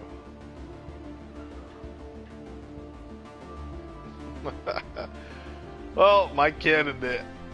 I have 3 candidates and it's 26, 26, and 24. Where's the other? There's gotta be a 4th candidate, right? There you go. 26, 26, 24, 24% chance. Like, they're all equally likely to become president. It is 50 influence to influence that decision in any way. I am not spending 50 influence on that shit.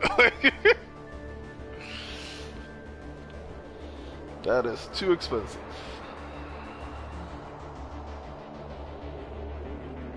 So, you know,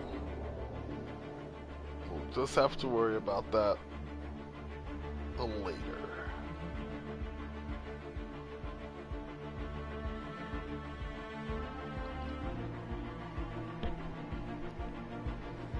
Yeah, you can find also like civilizations that don't have space travel yet, and you can just like observe them and not mess with them, or you can like start affecting them. You can like, you can if you want.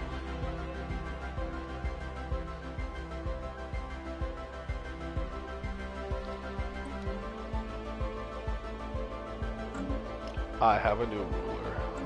Anomaly found.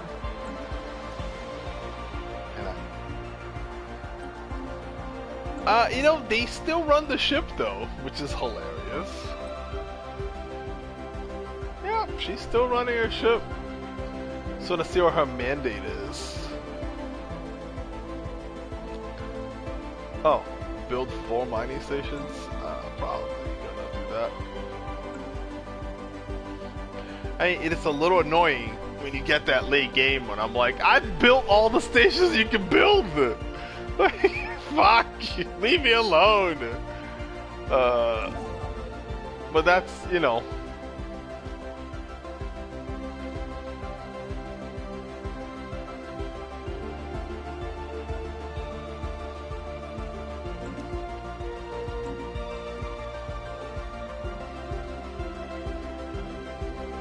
What's up?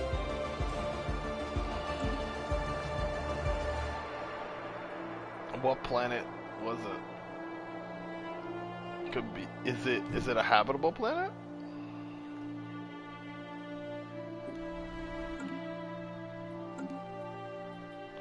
Yep.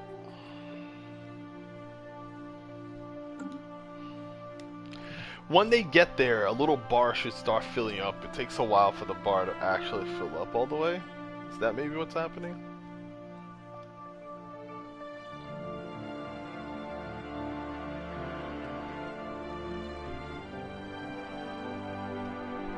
Right, and you set the colony ship to it, right?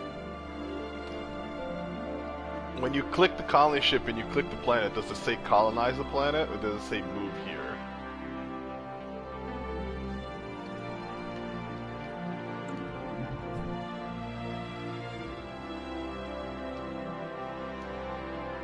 Right, so you got that. Now just take your cursor, aim at the planet, and press X.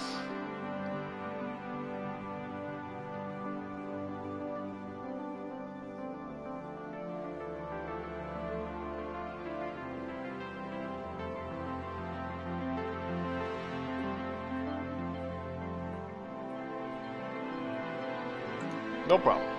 We're good? And now it'll take a while, because it takes a long time to colonize fucking planet. Like, Founding a new home. they're gonna get to it. And then even after like the colonization is complete, then the planet has to build its first thing ever, and that takes like a whole thing, which is fair, I guess. Colonizing a whole planet can't be like an easy trip, but oh yeah.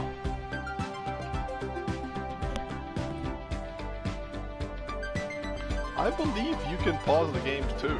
I believe you just pause the game. That's fine. Triangle will unpause it.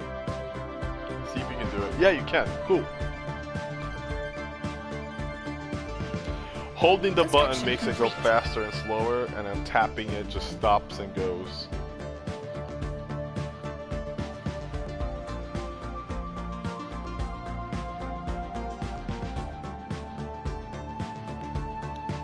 It's gonna take a little bit because I am moving very slowly north.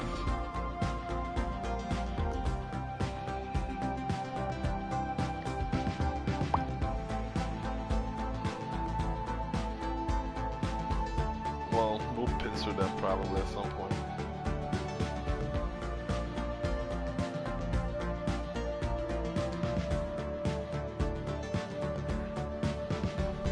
The other thing I like about genetic modification is I don't actually have to terraform planets anymore.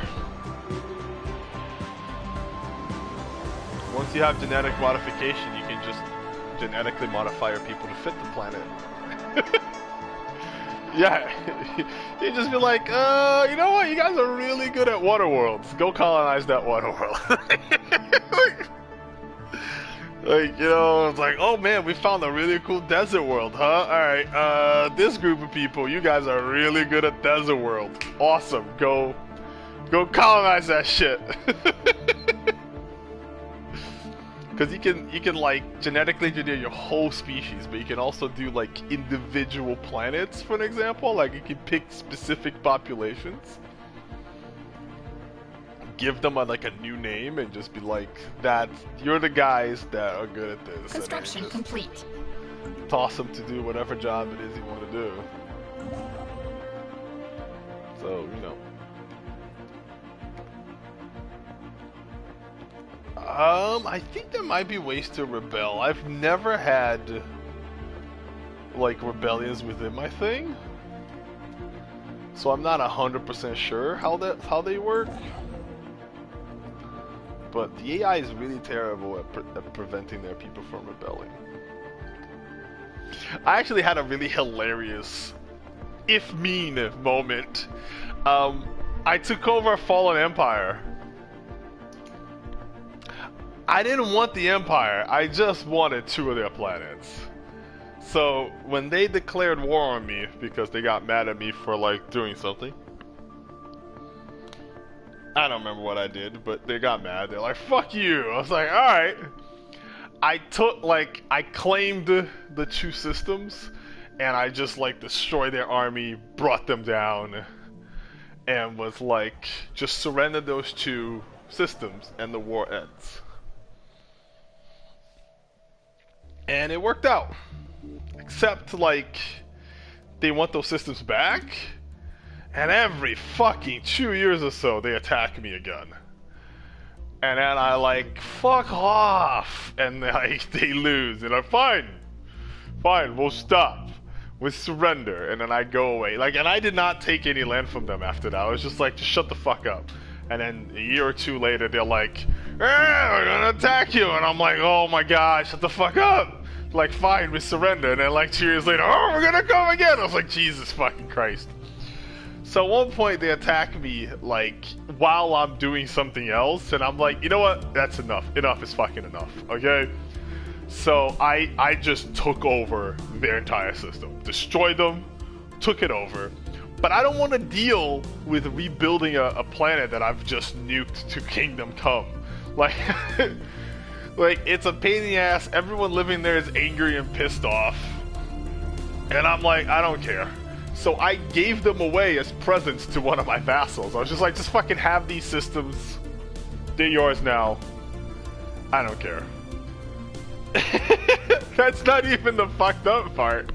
5 years later, I get a call from the planets that I gave away, and they're like, our bosses are like evil overlords and they're treating us terrible. We would love to defect to your planet. And I was like, well, they seem happy about it now. Like, yeah, come on over. And they were like, so then they join my empire and they're like super happy because I liberated them from their evil slaving empire and shit. Which is my vassal, by the way. And like, I didn't have to fix their planet. I didn't have to deal with their unrest. They just came by super happy. And I was like, this is how I should do it from now on. Just like, just take them over and give it to the enemy. And just let the enemy piss them off so much that they just come back to me for free. I'm like, alright, cool.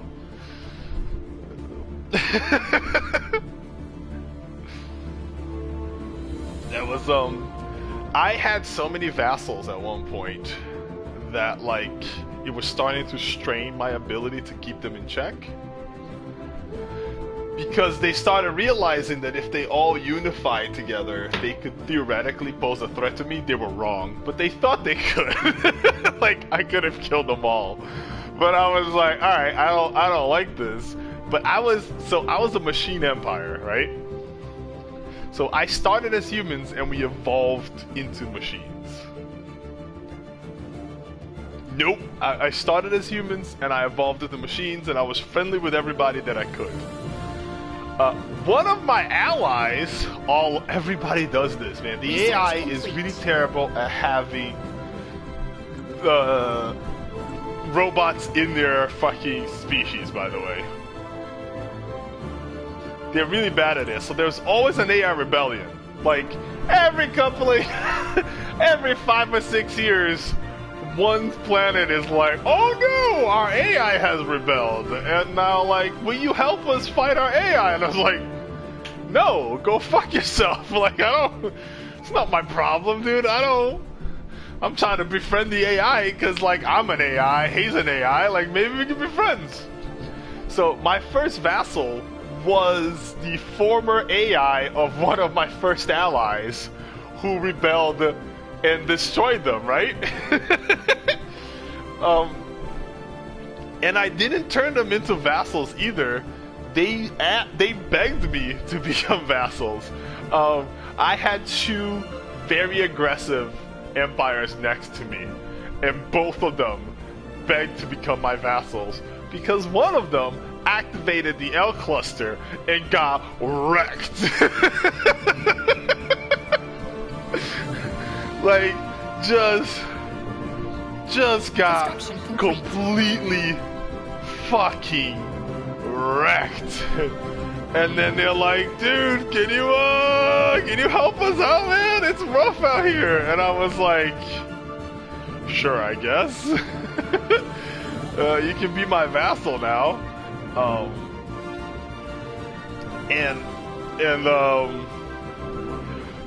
So that AI species from the very beginning of the game was my most powerful vassal.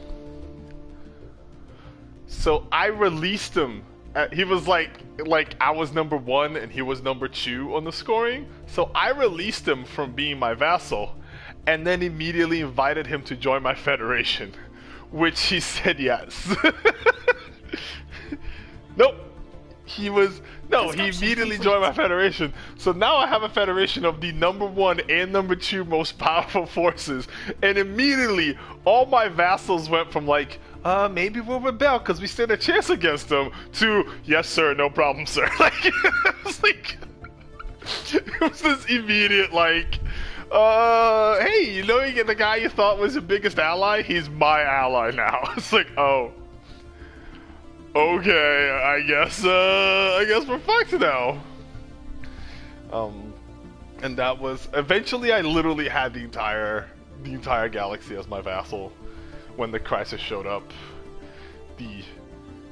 Oh yeah, dude, we fucking wrecked them. I had the entire, like, again, the galaxy was either my federation or my vassal. There was no one left. So when that shit happened, like, we were all in unison, just like converged on them.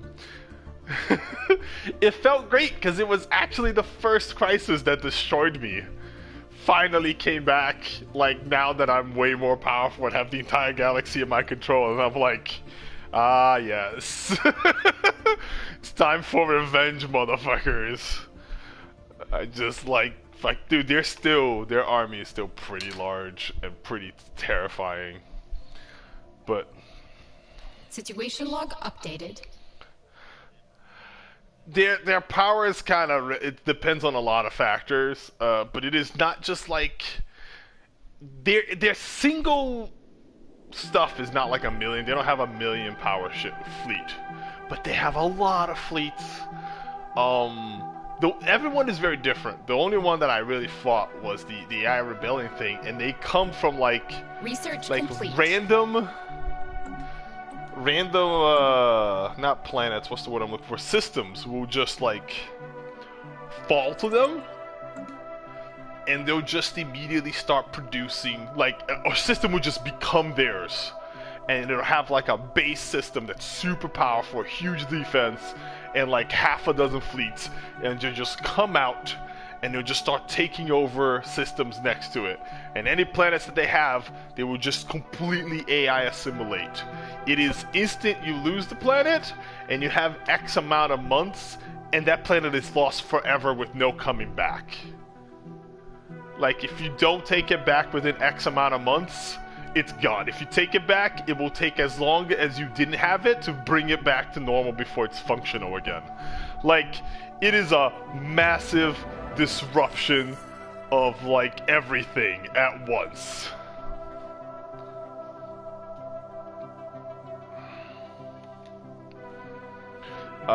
And then, like, you take one out and another one spawns somewhere else, and another one spawns somewhere else, and you take out 6 of them, and then the main one finally shows up with like huge fleets and huge defenses, and you fucking push through all of that, and then it's gone. But like, it's a fight, like. My fucking ships were all like, I had a massive ship, but you have to fucking repair them in the middle, you know, like, in between major attacks, you gotta get repairs, you gotta reinforce the fleets, because they take damage. It's not just the fleet power, it's like, it's how many fleets they have, and how much time you have to prepare for these fights, and shit like that. That's where it all gets, like, kinda crazy.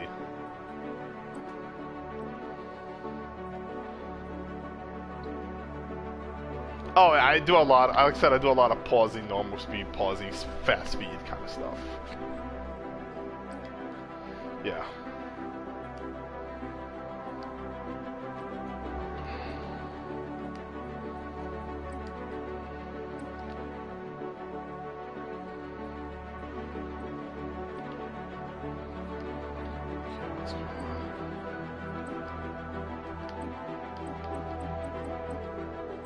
System survey complete.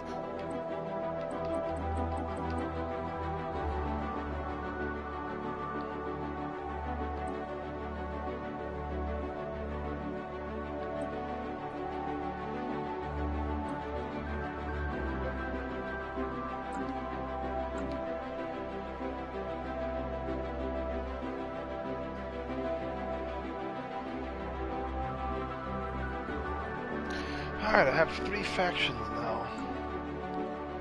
What do they want?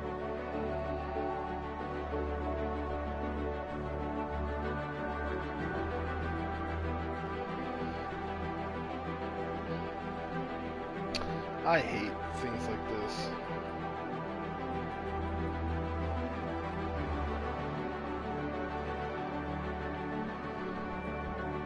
One of my factions I have a ton of approval for, but I can't get any more. Like, I just cannot get any more approval for them. Like, one of them is the Xeno Liberty Foundation. All they want is no purges, which I have, but that doesn't make them like me better. That the fact that I don't purge just makes them not hate me. Okay? And then they want new contact, where establishing communication with other empires pleases them for a time. Which means eventually they'll go back to just 50%, you know?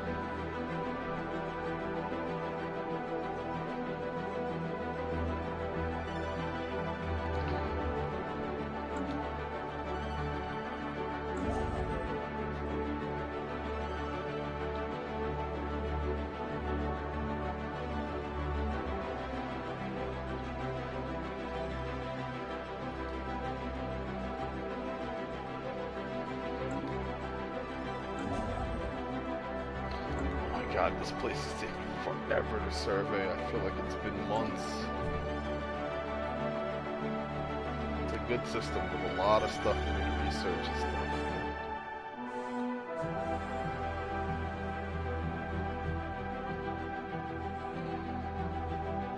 At least I do see a path to that dust clouds.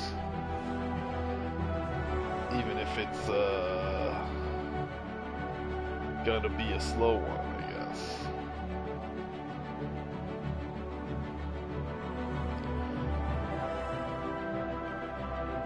That's good.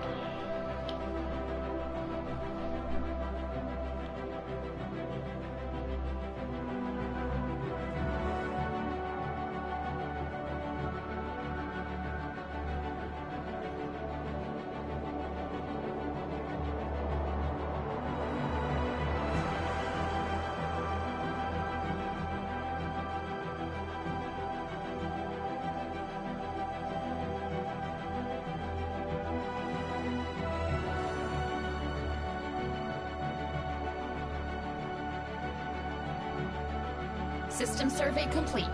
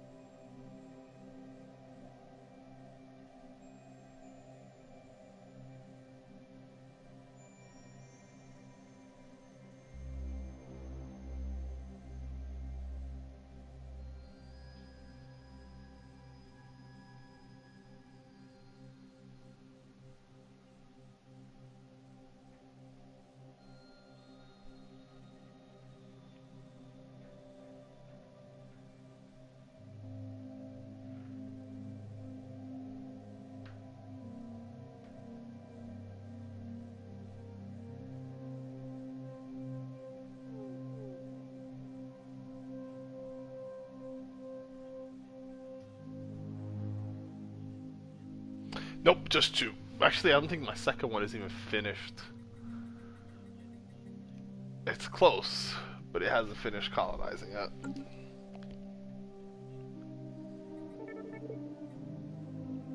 Jesus Christ. I'm finding some good resources out here.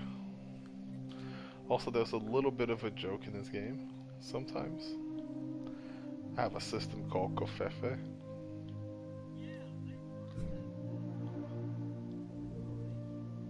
Fucking whatever. Nobody knows what that was. Just some weird sleep twittering. He got banned permanently from Twitter. System survey complete. Hilarious.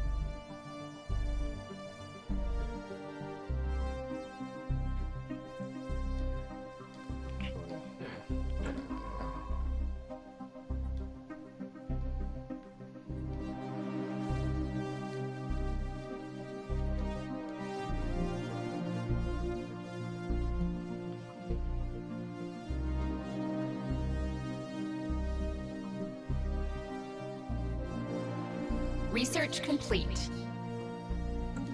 I think I might just book it to you so we can trade whenever we want.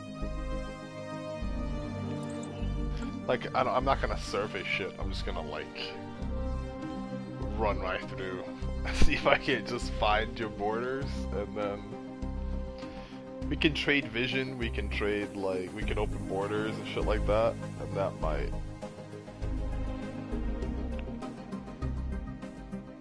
Yeah. Anomaly found.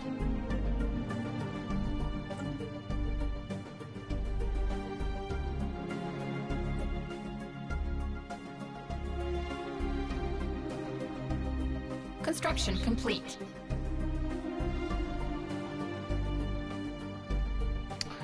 Let's see if I can't pacify it. That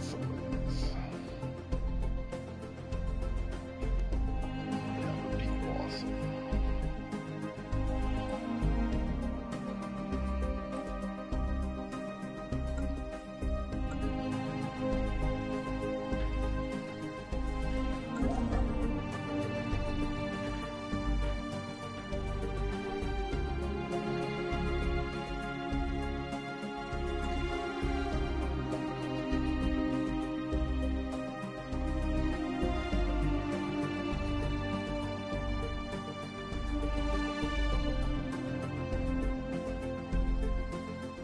Okay.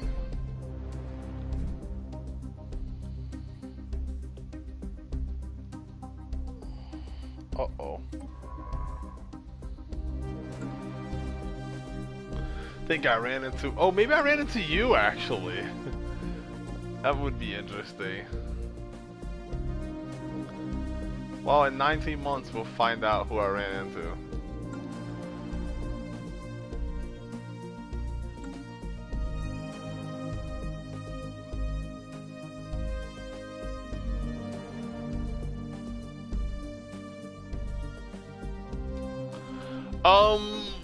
Send the construction ship to that system, and I believe it will show up. Like, go to your situation log real quick.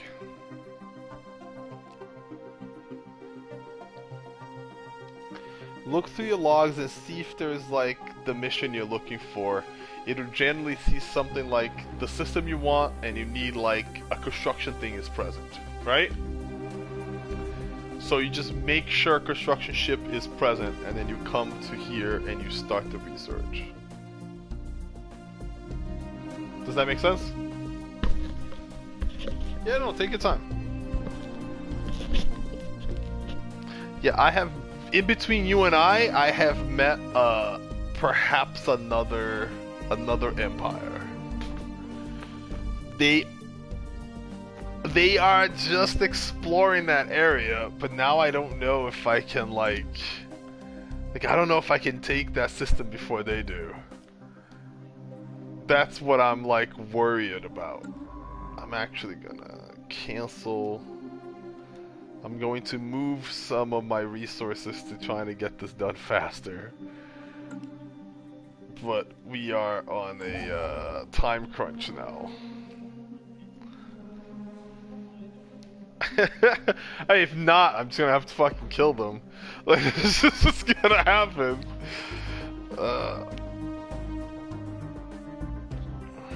Just be like, lay claim to that one. I just want that one. There's one system I want, and that's the one that, like, that I need to get in order to get to you. And I think they are. Oh man, the dust clouds are like, I can see them now. They have a lot of connections.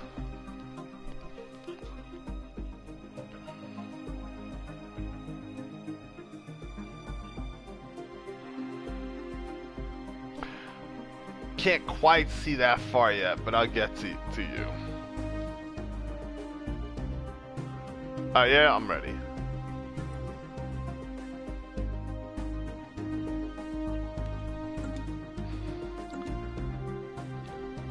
Oh my god, these people are gonna be dicks. They're called werewolves, and that's their code name. Construction complete. I'm researching them in order to get more information.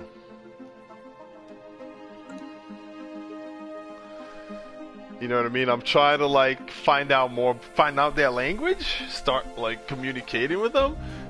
Maybe they just have a science ship really far away from their home base. That would be great. But it looks like there's a small cluster to the left of that area, and I'm just hoping they're not like right on the edge of it. Stay on the edge of it, I'm not gonna get there. I am about 3 clusters behind that place. Remember I told you I'm sending like a one science ship just like booking across to you? Yeah.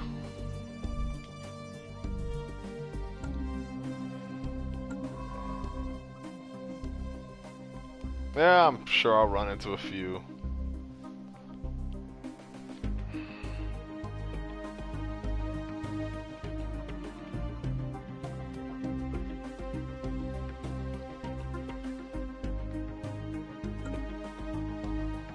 Yeah, I don't have the sensor range to see you any further than...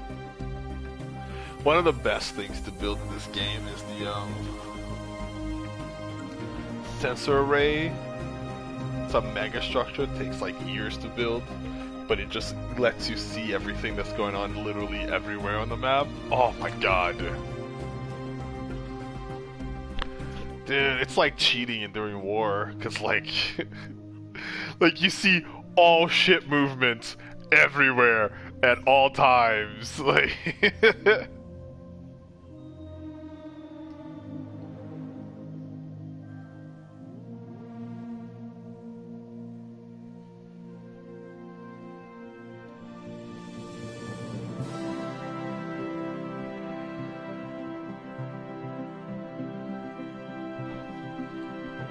yeah, so now I'm having a colonization rush. I have 2 construction ships, 2 science ships moving in the same direction in terms of colonization. I still, well, one of them is just moving towards you.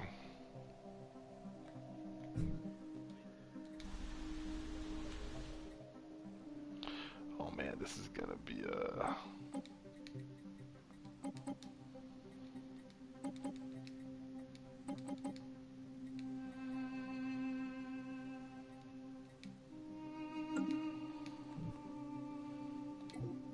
oh shit.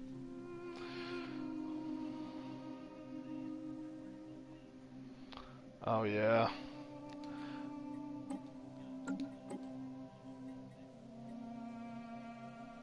Construction complete.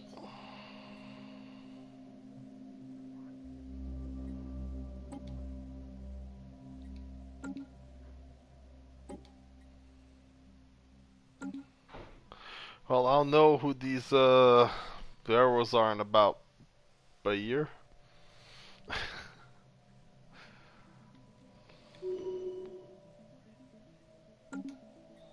Just trying to find out who they are.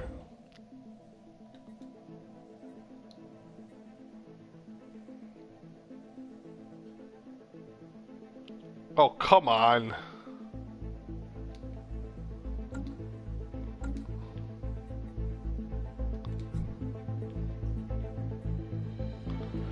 Well, someone lives in the dust clouds. Someone's living there.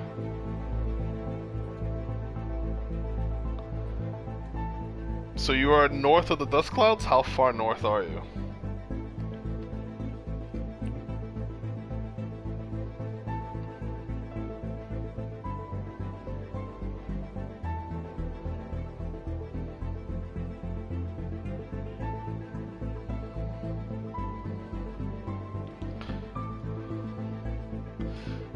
The Sack dust cloud. Right, I'm in the Sack dust clouds right now.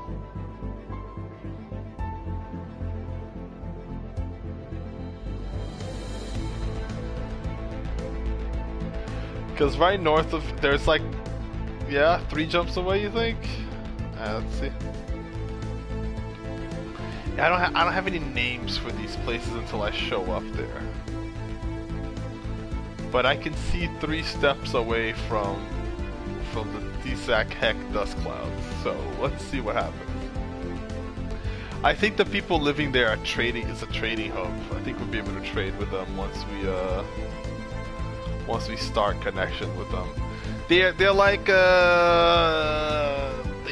usually, these trading hubs will usually trade either for like rare supplies, like motes and dark matter or whatever, or they'll be like marauders where you can hire them and they'll give you a small like ship for a little bit, a small fleet to use, or maybe you can get like a general from one of their members to come join you, and you have like an admiral or general or whatever. There's also some of them are like artists, and you can commission them to build stuff in your world, and makes people a little happier and shit like that. There's a few of these tradey little cabals here and there. You can still take the system, but they'll just be living there as in the. I guess you can blow them up if you hate them, but for the most part, you can just have them like. You just have them be there and just be like, you know, your friends, I suppose. Alright, yep, go for it.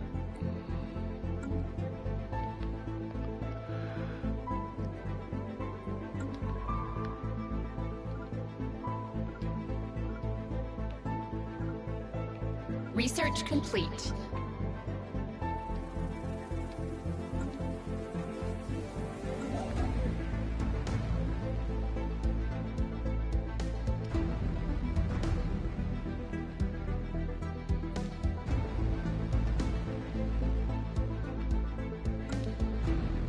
Oh damn, I have no fucking mining things anymore.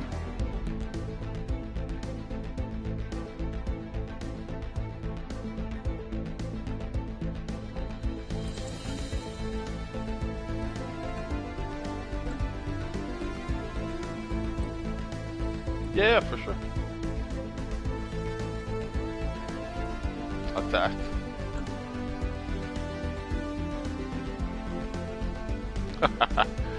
Space amoebas, man. We're gonna have to fucking start building some shit at some point and just like.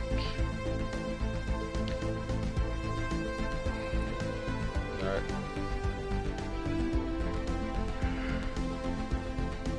I am in Bindur, is the name of the area that I'm in. I'm making my way north. I'll let you know.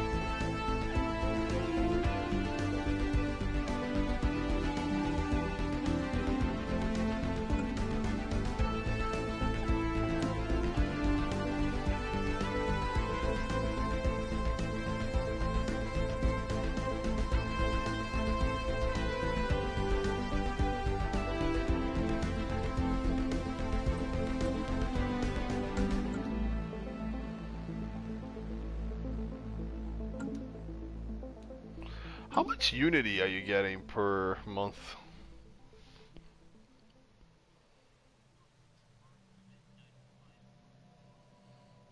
Ah, interesting.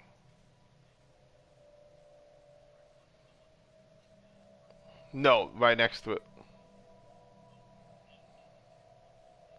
24, nice.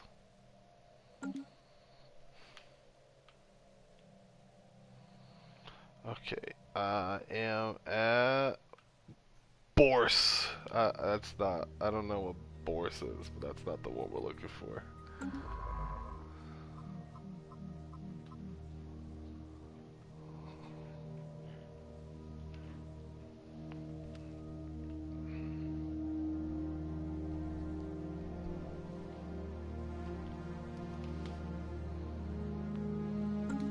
Fleeing aggressors.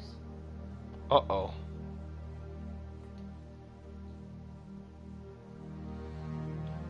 Well, I found the hostile species.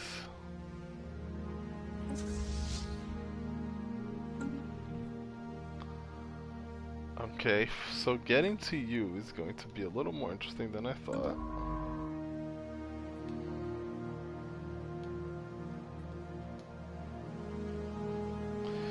The path to you is not north of the nebula, but I think I see where to go. If that means anything.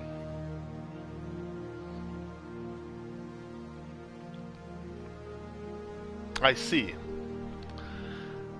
I might run into those major problems, but I still haven't found a path to you. Problem or no problem. Does that make sense? Like, I still don't know.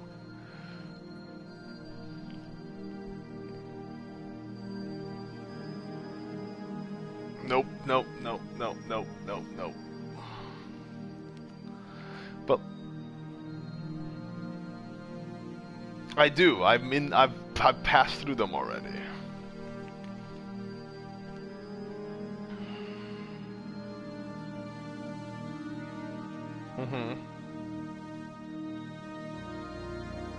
Yeah, that's what I noticed too. There's like a little triangle to the right of it, right?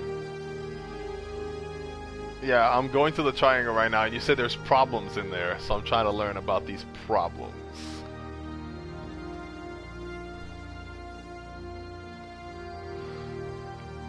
Well, I will probably have to stop to the. We'll probably have to fight the problems ourselves eventually. But I have run into 3 different species in the way here, one of which attacked me on sight with a 1,000 firepower fleet. So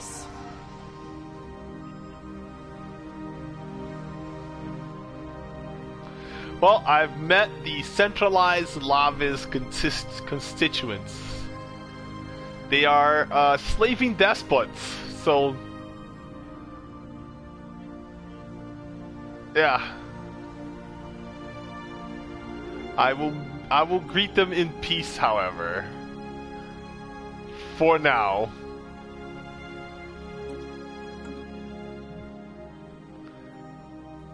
And to get to you, I have to get through their entire fucking empire. They've taken over the one. There's one place right here. I'm gonna send you a picture of where the problem is. Well, I guess we're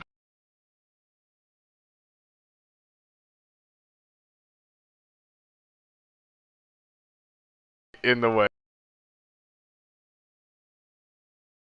This would be a good choice. I can't not. PlayStation is not allowing me.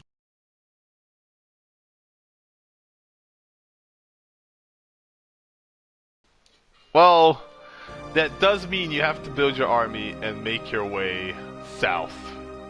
So you gotta get through whatever that problem is. Construction complete.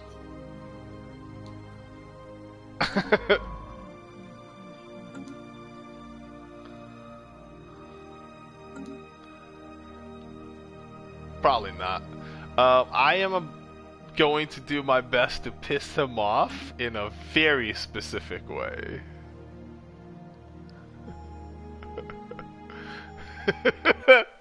I don't know if I can do it, but I am going to try.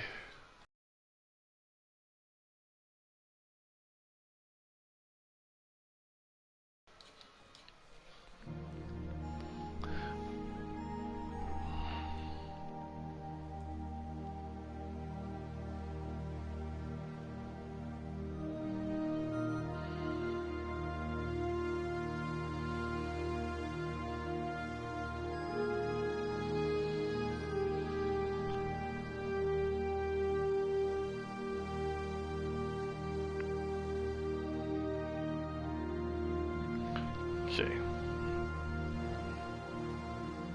I'm gonna send this to you through Discord then, since my PlayStation's not letting me send you. But I just want you to understand, Yanuz, Yanuz, is the dust clouds that we've been talking about. And if you will notice, there is one path to those dust clouds, and these motherfuckers took it. So I'm gonna see if I can't take the one right above it, and then like they will be really pissed at me if I do that, because they won't be able to expand at all, and that really upsets people. Or maybe I'll just spend my political capital to claim Kandara. I don't think I. Oh wait, no, it's paused. Okay. That's because you are around here, I believe.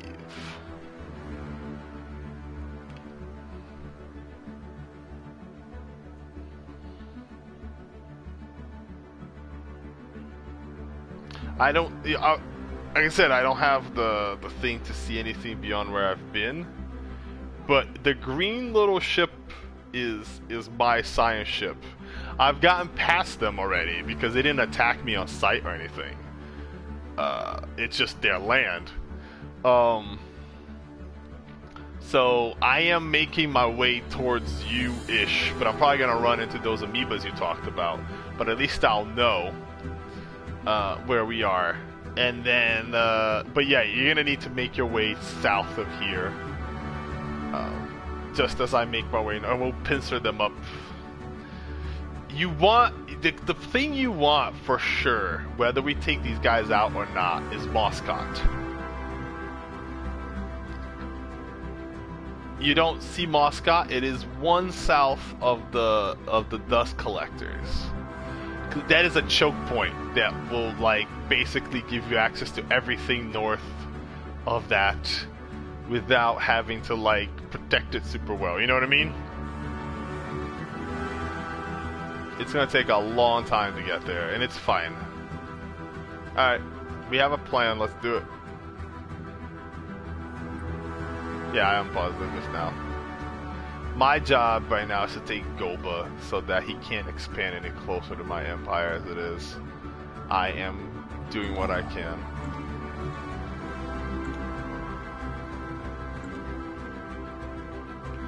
Yeah, I need to start building a navy too. I need to see what kind of fucking...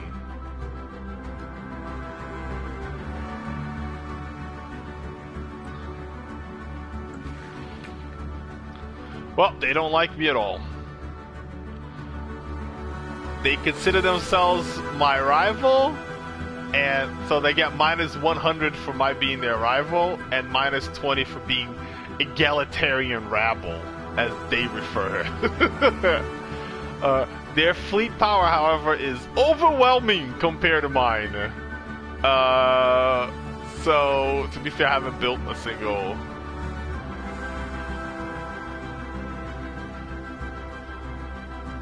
I have not built a single ship. So... Oh, sorry, did you pause it on purpose? Alright, I'm letting it through then. I don't have a huge fucking economy to handle. I can't even build anything better than that Corvette. So I'm just gonna hope that they can't either. Right? That's probably true, right?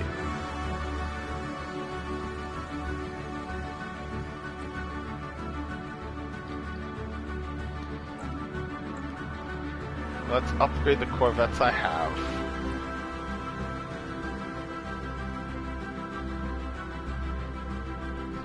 The economic and technological power is only equivalent to mine. So they're not like...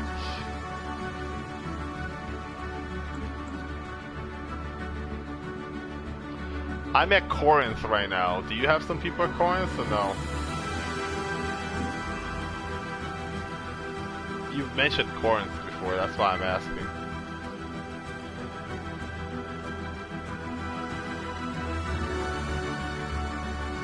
Alright, it's fine.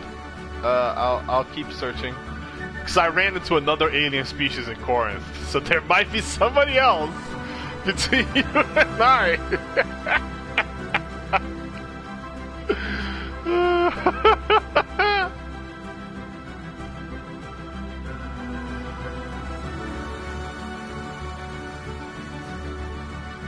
I'll tell you in 19 months when I finish researching who they are and figuring out how to talk to them. I've received a message from the Ornari Mercantile Guild. They are ruthless capitalists.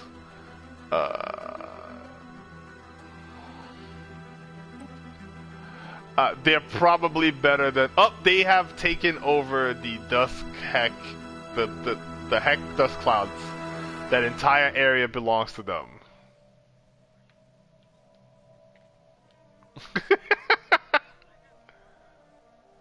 You got Corinth? I'm in Wymos right now. System survey complete.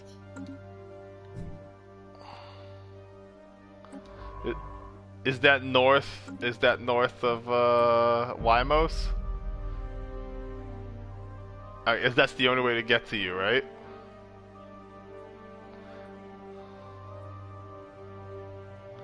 Well, below that, there is another species that I'm talking to in Wymos.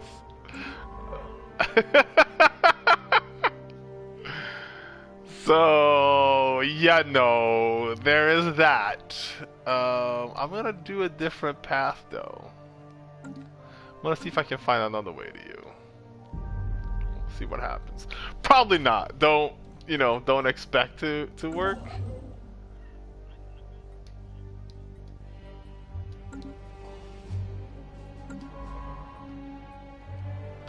But it would be nice if I could like at least get contact with you before we start this whole process. These things are tiny though. If we can like wreck them early, I wonder if like the ruthless capitalists are overwhelming. Even more so than the slaving despots, by the way. So the slaving despot says their relative power is superior to mine. And their fleet power in specific is overwhelming, the economic power is equivalent, the knowledge power level is equivalent. The Anari Mercantile Guilds, their technology is also equivalent, their economic power is also equivalent, and their fleet power is overwhelming. But their relative power is also overwhelming. As in, like... like... I don't know, but their fleet power is so much more powerful than mine that even though the other two are equivalent, their relative power is higher than the other ones. I don't know exactly what that means, but that's where we're at. They do not have a problem with me, though. I mean, they are warlike, and they are fanatic, militaristic, and materialists, and I am not. I'm a pacifist egalitarian, so we're not exactly like the best of friends. But their opinion of me is only the regular -20 from being a new contact, and that goes up by 2 every year. And I have +10 because I have xenophile diplomacy. So we're actually like in okay terms. Yeah, you know, I might. Oh my God, you can't. They are a corporation, so usually you can request to be a vassal of a corporation of a planet. But since they're a corporation, I request to become a subsidiary.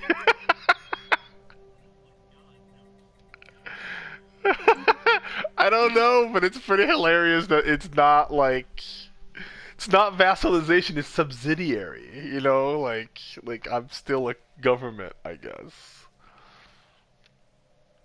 Dude, what are the odds we'd run into 2 or 3 empires this early on, this tightly clustered?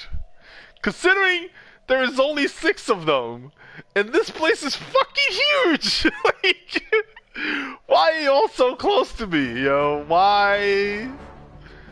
Don't stand so close to me, you know?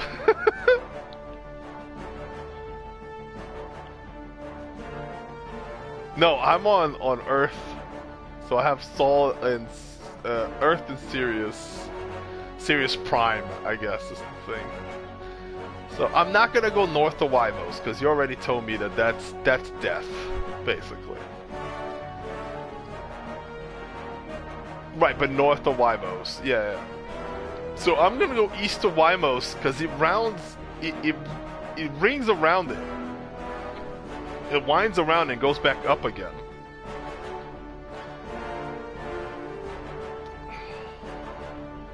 Going east to Wymos definitely goes up. I don't know if it goes up to you, but it goes up. It doesn't seem to connect to you easily, but it might. There has to be. There might be another connection, is what I'm saying. All right, let's see what these guys have. Fucking 4 planets.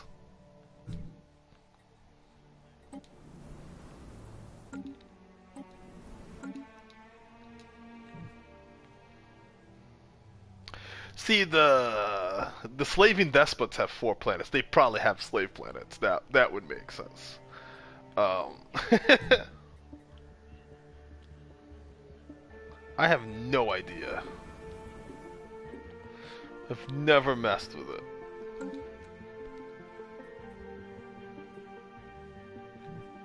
All right. I don't have any intel on their fleet strengths. I might sneak a scientist ship in there. They'll probably close their borders to me if I do that for too long, but I might be able to at least like get an idea of what what to build towards. You know what I mean? Like what to work with. All right, you can unpause whenever you're ready.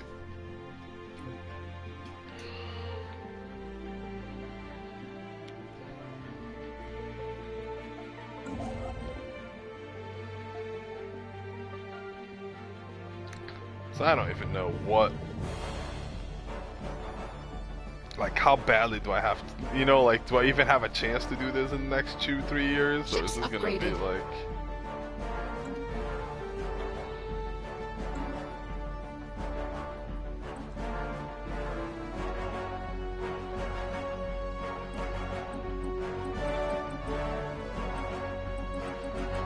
Well, the biggest fleet I can make is only 748.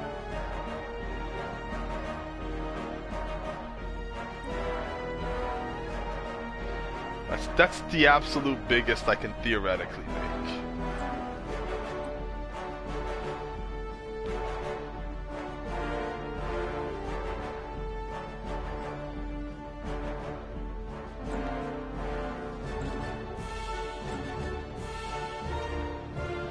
It's also going to take a lot of my resources, but I have to fucking, even if I don't fight them, I have to clear these guys out of my way anyway. So it's one of those like, sooner or later, I'm gonna have to build a ship to handle all of these fucking random ass bugs hanging around my base, right? Like,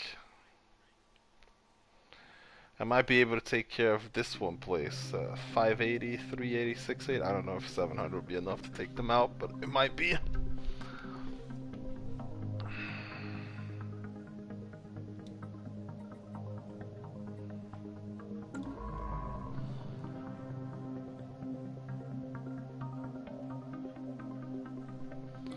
Yeah, what'd you say?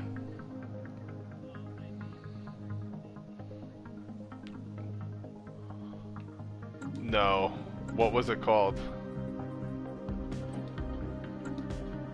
If you go to the situation log, it allows you to investigate, and then it'll have quotation marks against them. They don't have like real names yet. It's just like a thing you call them for now.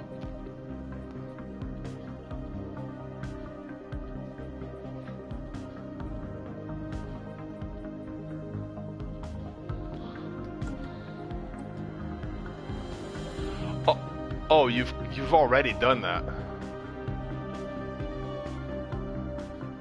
I have not even ran into those guys yet.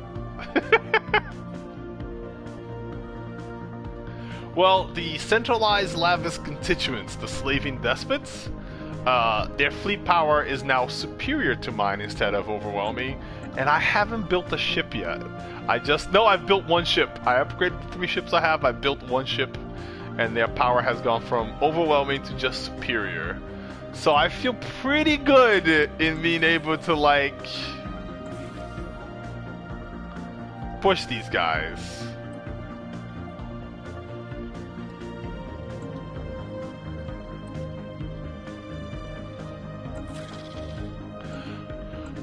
Oh, that's a good idea.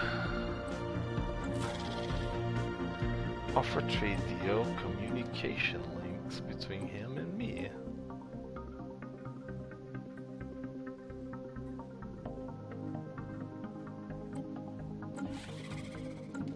I'm gonna try to trade communications with the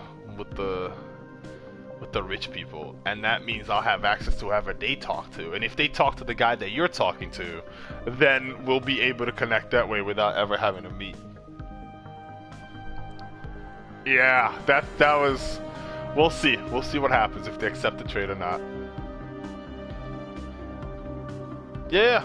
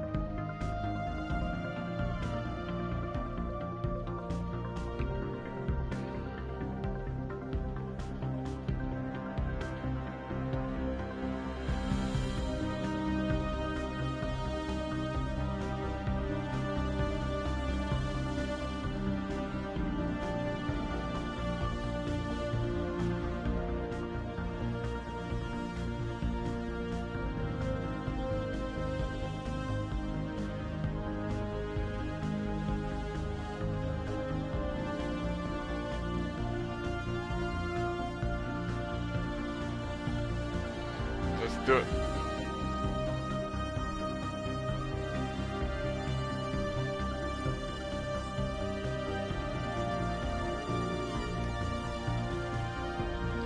Well, I have one military fleet with 192 attack power, and it is enough to go from overwhelming to superior with these guys. I'm sorry. I feel like we're on some pretty good ground here. I think I've met the people that you've just met in a place called Yuva, I believe. Yeah, Yuva seems to be one of their planets. Yuva seems to be. Yeah. Right? A little bit left of that, yeah. I am moving my way north. I am in Yuva right now with the ship.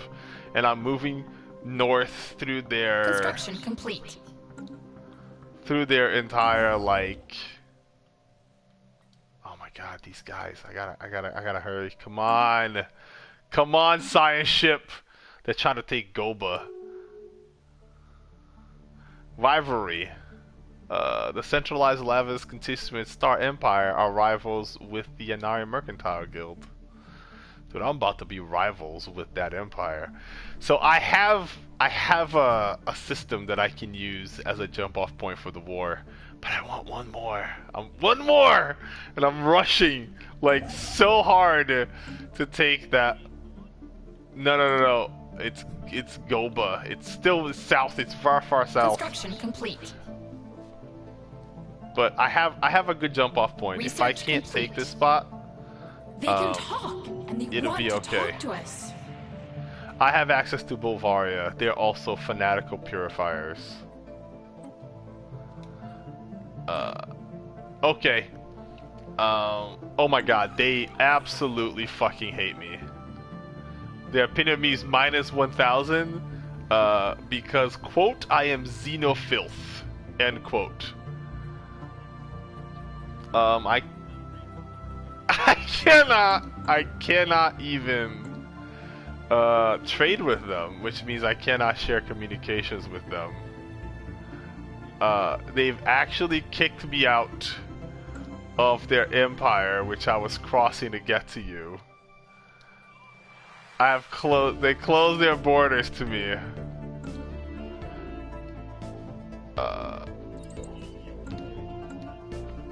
So there is. Yep, that's because you're xenophils. That's my also the same problem, which means the only way for us to like reach each other is going to be Vibos. I mean, yeah, that path.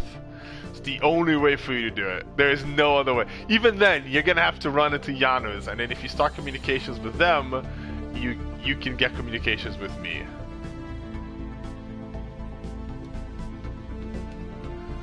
There's nothing else I can do at this point. Close their fucking borders to me immediately. Here's the worst part, I was at the edge of their border on the other side. I was one jump away from getting to you, basically. And they're like, and that's when they communicated with me, they were just like, get the fuck off my borders, and I was like, fucking assholes. It actually they ceased to exist for a few like months. They're just MIA, and then they'll appear somewhere. I don't know where. Probably Corinth is where they're gonna show up.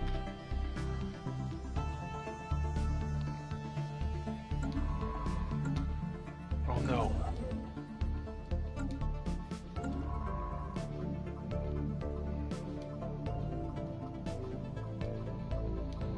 It looks like the slaving despots have also closed their borders to me. Well, due to a clerical error, parts of Sirius Prime has fallen behind in infrastructure, maintenance, accommodation services. The people rather live in bleak positions and will not tolerate it for long. Remedying these problems will cost time and effort. Of course they will. Oh my god. Fine. A lot. 500 fucking energy to fix that. And 100 political influence. But I did get some unity out of it. That's still really fucking pricey, dude. Oh my god.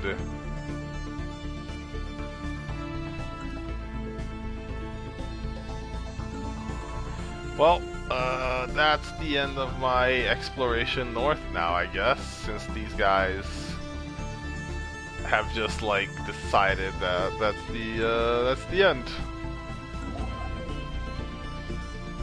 Not a lot I can do at this point. Oh yeah, I feel pretty good about our odds here.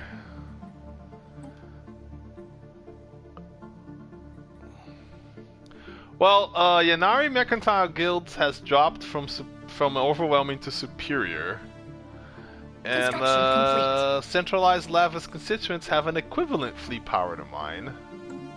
Research complete. And my fleet is only halfway built. So I feel pretty good about the fact that like I could do it. It's just gonna take a while.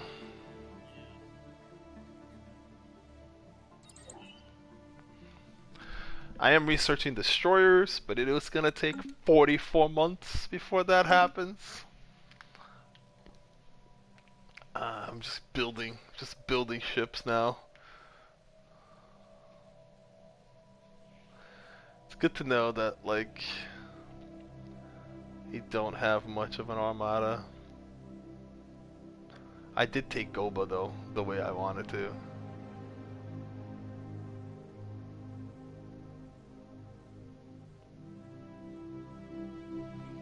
Oh, that's way further south, then you shouldn't be able to see it. If you can take Wymos, things are about to get hilarious. If you can take Wymos and then Corinth, because then you will be... Corinth is sandwiched between the Mercantile Guild and... I think I can turn the Mercantile Guild into an ally. Because they're only -8. I feel like...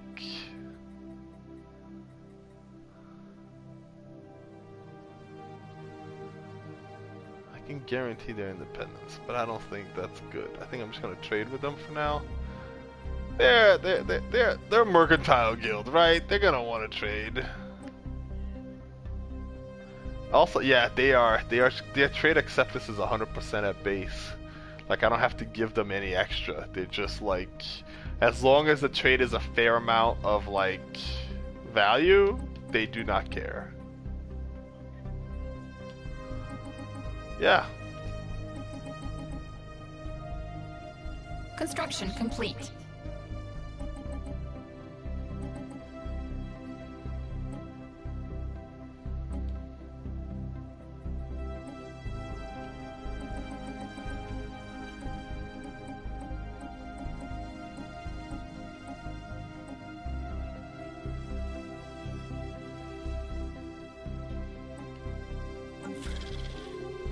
So I'm just gonna do random trades with them periodically, just to like get them to like me a little bit more.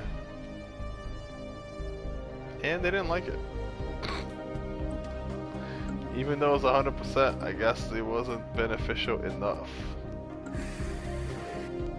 Alright. I'm gonna do a trade that is a 101% chance to happen.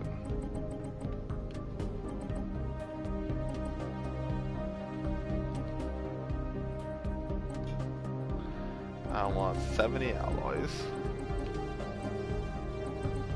Nope. Oh, they don't have the alloys to give me anymore. That's why they turned it down.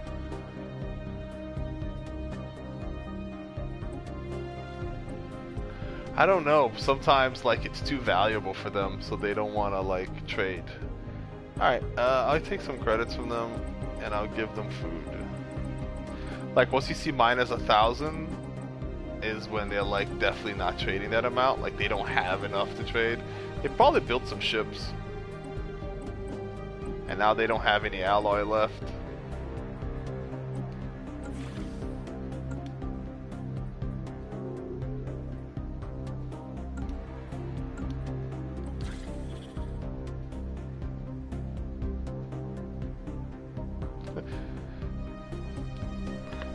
Okay.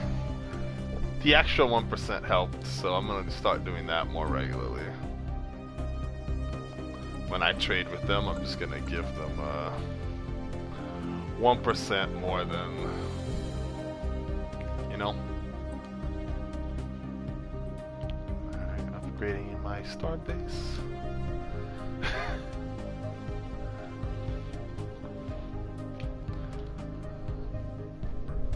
Okay, you go to the right of military feast and you press square on them to multi-select. And then from the selection, you go to manage, and under manage there should be a like combined fleet button in there somewhere. Merge on the bottom left.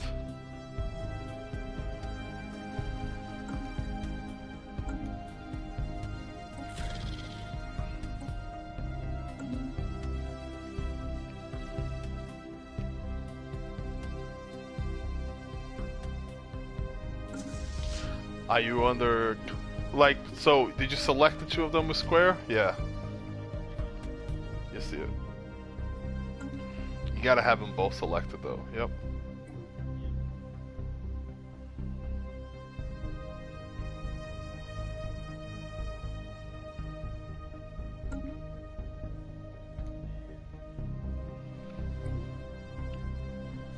Yep. So, while it's paused, we'll talk about building fleets now that I think about it. If you click on fleets, you'll see you have what, one fleet right now, I guess?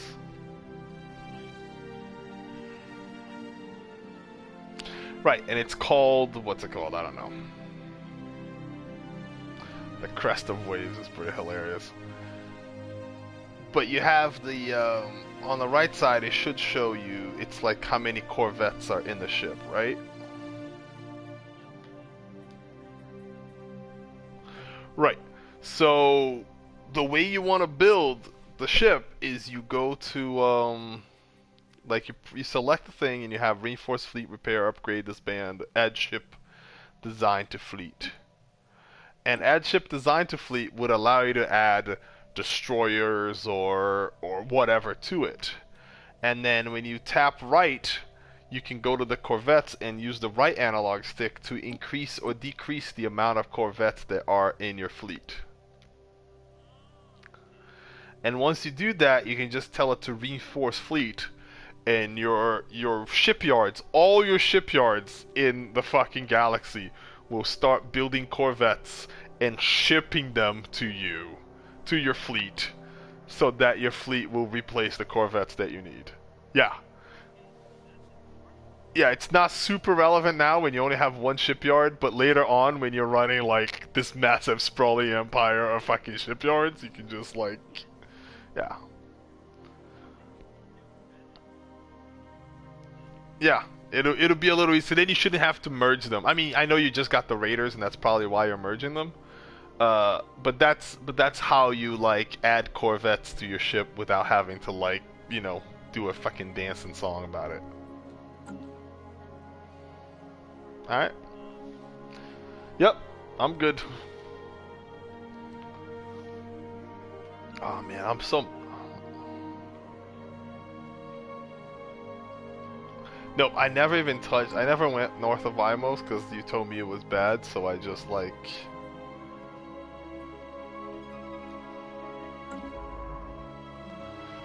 If you can get to Wymos, you can get to me.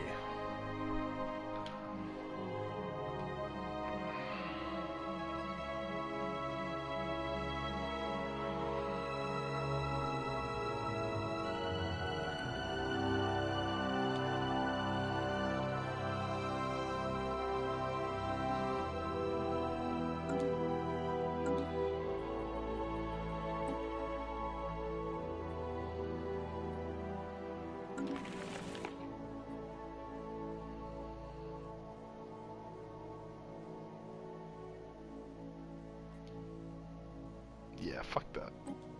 I declare rivalry against the slaving despots. It gives me +5 influence every month. They've already declared rivalry against me anyway, so it's not like.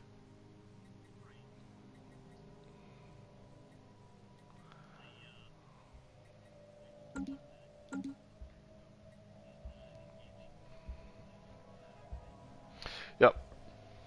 I cannot actually fight wars of conquest.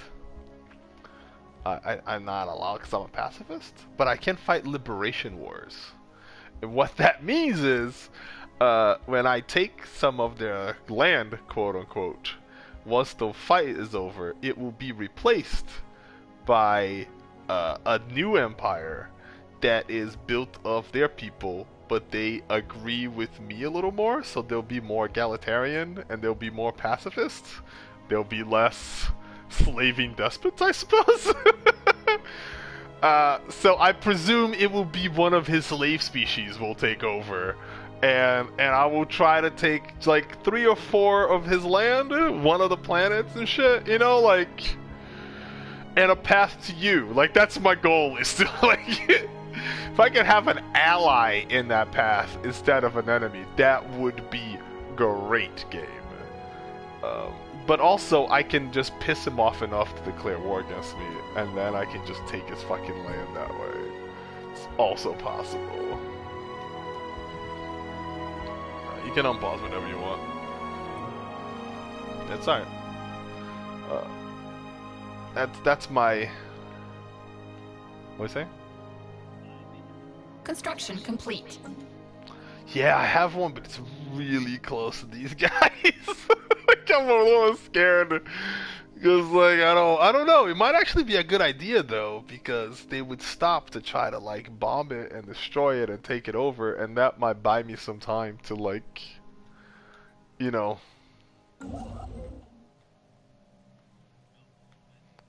If it comes to that, I'm hoping it doesn't come to that, right? Like that's the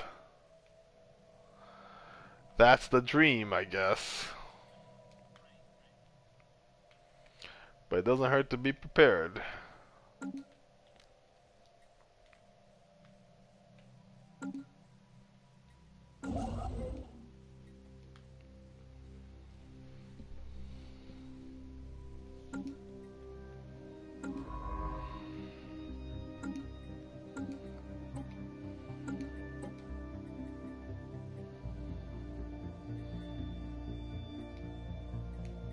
Research complete.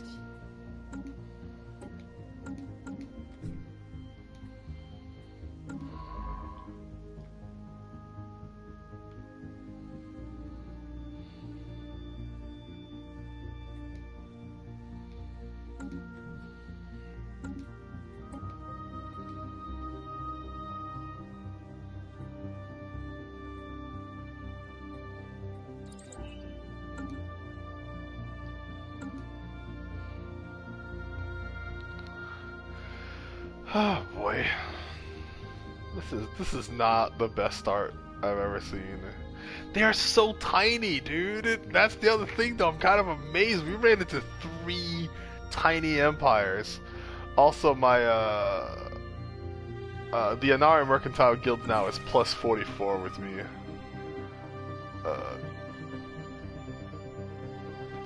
Well, part of it is that they are also rivals of the slaving despots. So when I turned, declared that they were my rivals, we now have a plus 50 in terms of opinion with them. They're still wary of us. Their attitude is still wary because we're new and they don't really know us, but it's going to take a little while. But I feel like, yeah, I think that's part of the new contact thing. It's only been 2 years since we made contact with them. They are warlike and they are like materialistic while we're pacifists, but they're not like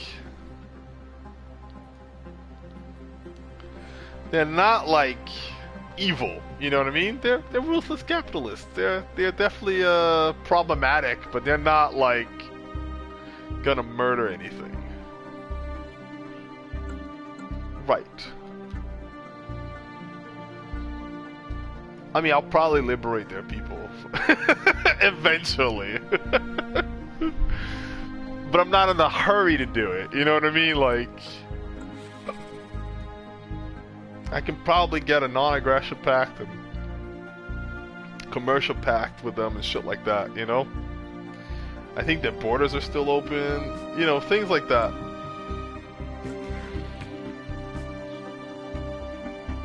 I'm pretty sure they haven't.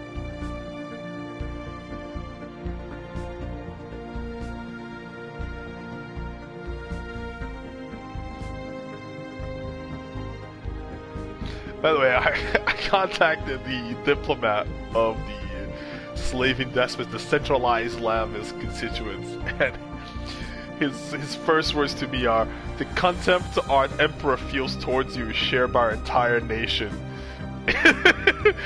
Indeed, my nucleus churns at the mere sight of you." Okay. Alright. The Buhavili slayers say, "Consider your words carefully, beast. Our military could crush your pitiful nation in one fell swoop." Which is not true. Our fleet power is equivalent. Meanwhile, the mercantiles say, like, "Welcome to the Inari Mercantile Guild, your #1 on-demand actualizer of intellectual capital. How can we help you?" Like, they're salespeople. You know. They're capitalists, so they're probably kind of shitty, but they're not like murderers, I hate the sight of you kind of people. You know, that stuff matters to Construction me. complete. That's all I'm saying.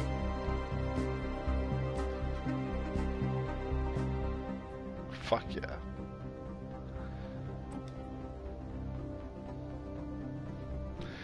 I am running out of alloys, though.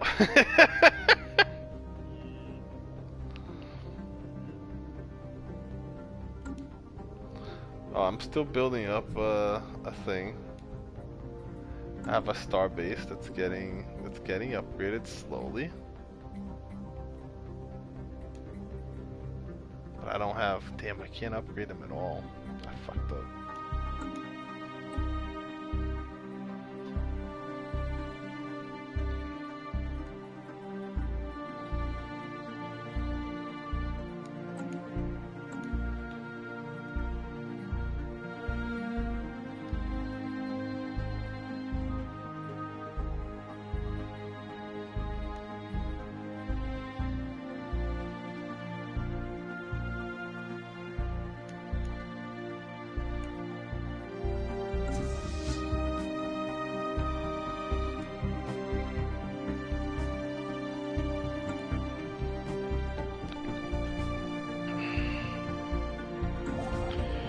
Also more relevant in the future, but you should know, you can set different star bases as a fleet's home base, and then just like tell them to return to home base, and they'll just immediately fly there and like dock and chill. Yeah, when you tell them to upgrade, they usually go back to the nearest shipyard, and if possible, they go back to home base to do it in. So, but just so you know, that's how you like. Yeah, if I get more than 20 ships, it's gonna start getting very expensive. So I need to start building some anchorages so I can have more than 20 ships. The problem is anchorages in all starbase upgrades cost alloy, which is the same thing that you need to build ships. So as you can see, it's all a mess.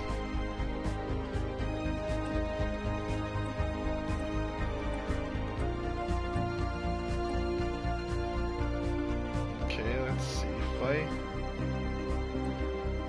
I can't give him some minerals in exchange for alloys.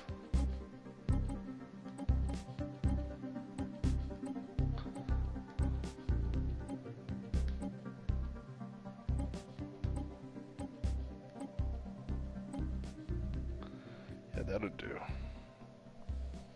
I'm building. I have a lot of mineral production right now, so I'm trading with the Farmer Syndicate for the next 10 years with the Anari Mercantile Guilds. That should help. Oh yeah, we're cordial now.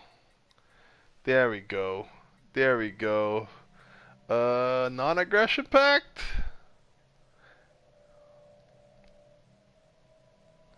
It's gonna cost me 0.25 influence per month. Totally worth it.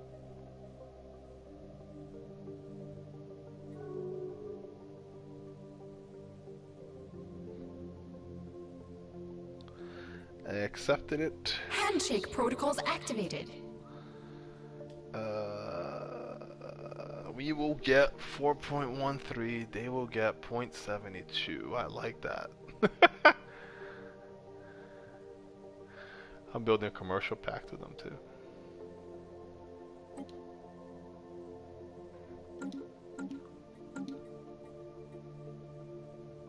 Construction they complete. want a defensive pact. Sure, why not?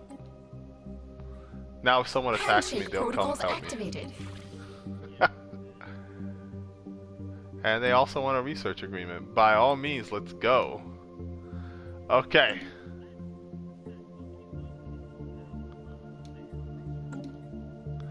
I mean, it helps them more than it helps you, but it doesn't hurt you. It still helps you.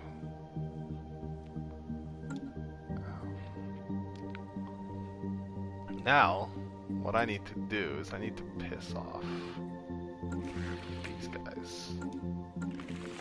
I'd feel a lot better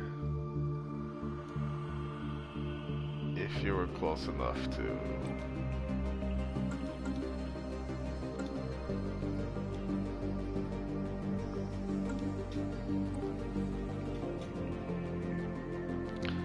Yeah, I figure with a defensive pact it would mean that if these guys attack me, then those other guys are gonna come and fucking defend me.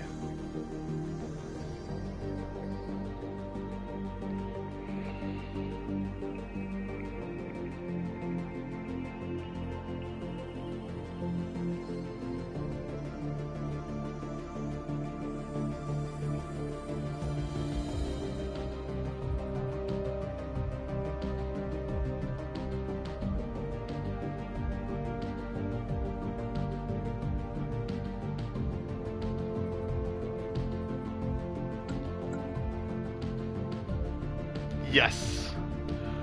Try to trade with them for communications. Your communications for their communications, and that would give you access to everyone they've met, which should include me. I have access to everyone they've met, actually. So I can just ask them for it too, if you want.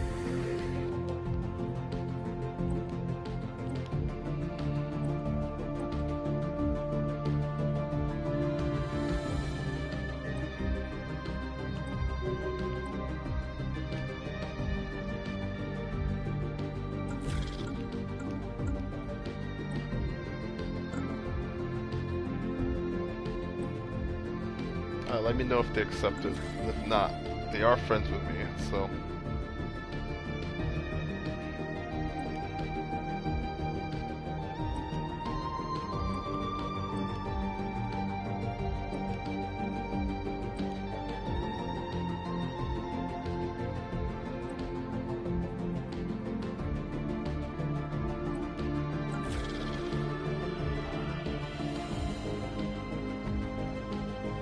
Yep, found you.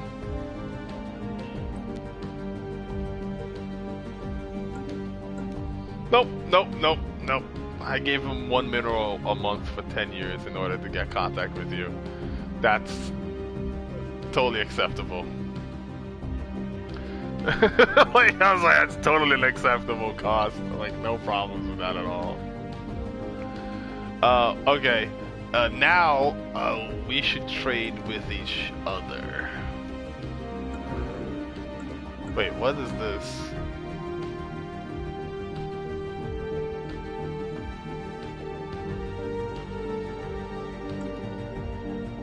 No, Yana's is their main planet. I am the Farmer Syndicate. Yep, that's me. Okay. Alright, I'm gonna send you some requests. God damn, that is very expensive. Yep. So I'm gonna offer you a trade deal. And we're gonna do active sensor link and communications. For, I don't know, 30 years? That means you'll be able to actually see everything that I see, like in real time. If I see ships, you'll be seeing ships. That's the active sensor link.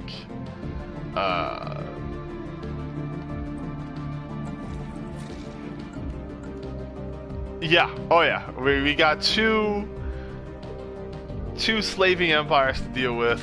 The mercantile guilds, I don't know what I'm gonna do with them, but those two gotta go. Alright, you're gonna have to unpause and either accept or reject the deal. I presume you're gonna accept it.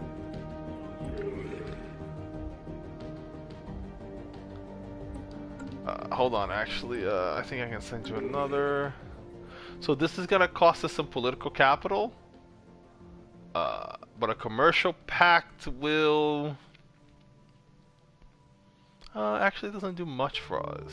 We have very similar commerce right now. But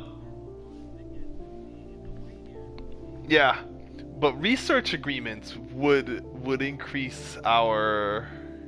So what research agreement does is when you research a technology that I've already researched, it's faster for you, and when I research something you've already researched, it's faster for me.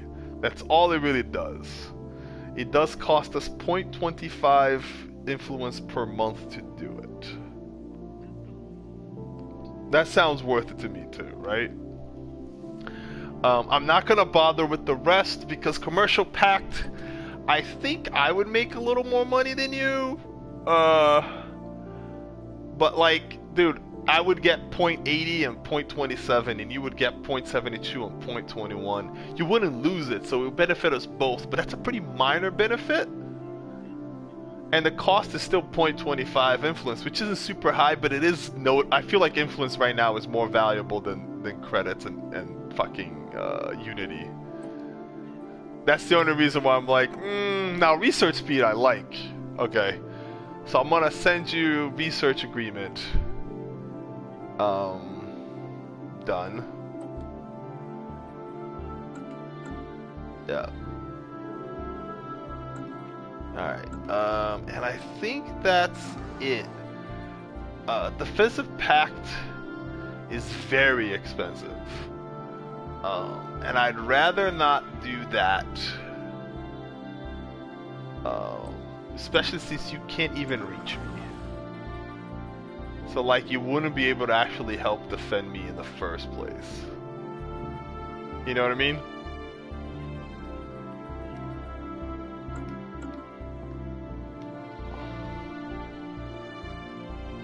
Yeah, but their fleet power is what matters, and their fleet power is not that impressive. Their fleet power is equivalent to ours.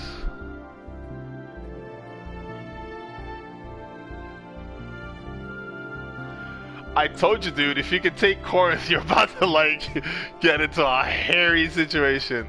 I am very friendly with the Yanni Mercantile, whatever the fuck they're called, Empire. So their borders are probably not going to close to me anytime soon, if ever. If you can keep them on good enough terms that their borders don't close to you either, we can, like, they can live there. I don't fucking care, basically. Like, like, you can have this tiny thing. I'll probably vassalize them eventually once we're, like, huge. We'll just be like, why don't you just, you know... Yeah, like, why don't you become my subsidiary? Did you ever think about that, asshole? But for now, I'm fine with them just, like, existing in peace. But these slavers, we got 2 slaving empires right next to us. Like, they gotta go. That's just not...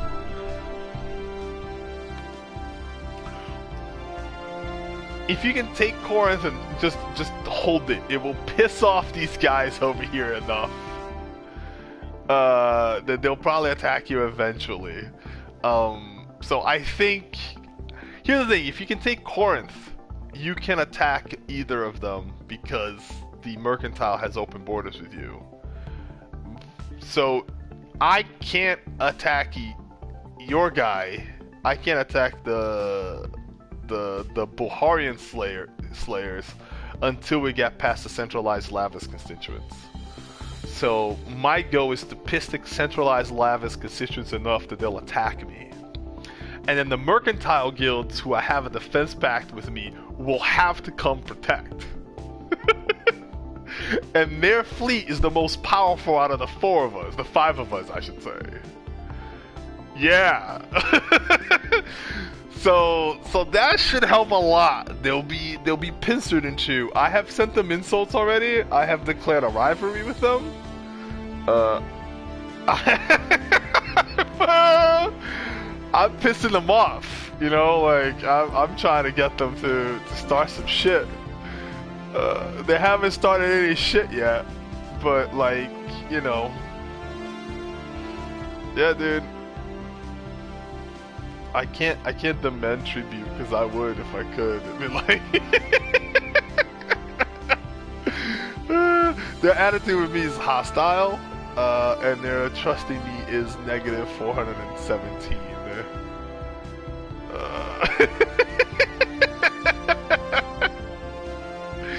So, you know, well, minus 100 comes from being my rival, and then another minus 100 from my being allied to their rival, because they're also rival with the mercantile guilds.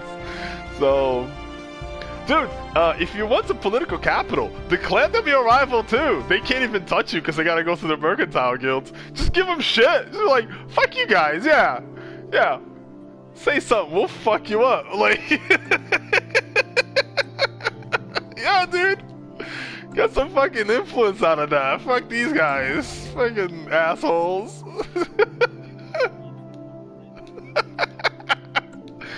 You know, fucking whatever, dude. You guys are dicks. We hate you. Just spit in their face. Yeah, fuck them. I'll do the same with the Slayers, but after we take out, like... I'm not being nice to the Slayers, I'm just not, like... antagonizing them on purpose yet. I'm just like... I'm just gonna piss you guys off later. You guys just stay there. Be assholes.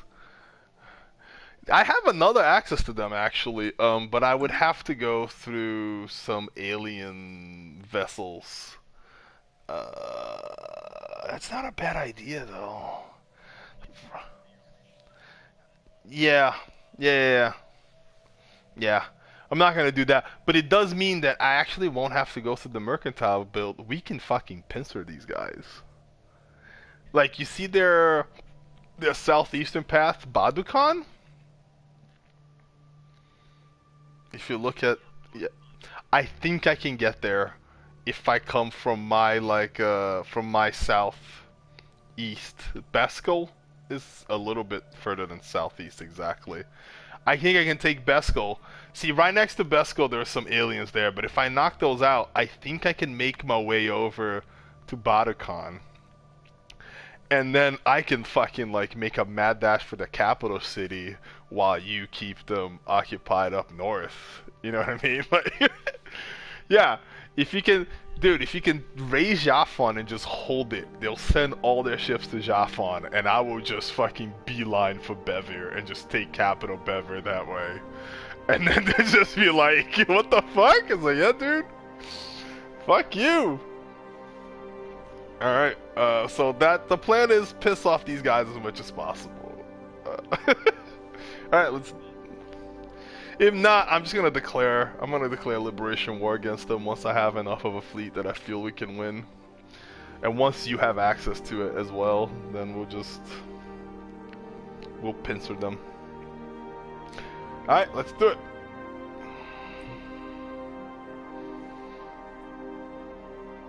Good thing I'm a pacifist. Research complete.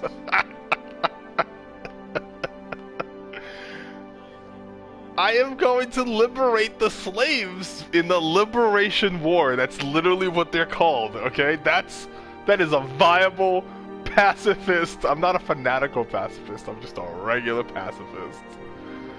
Okay? That is a legal pacifist move.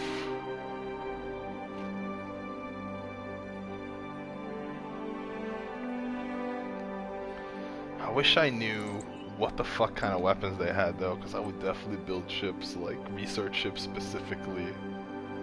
Too. You are the Glebsig Foundation, the Holy Tribunal. That's you. Fanatical xenophile and a spiritualist.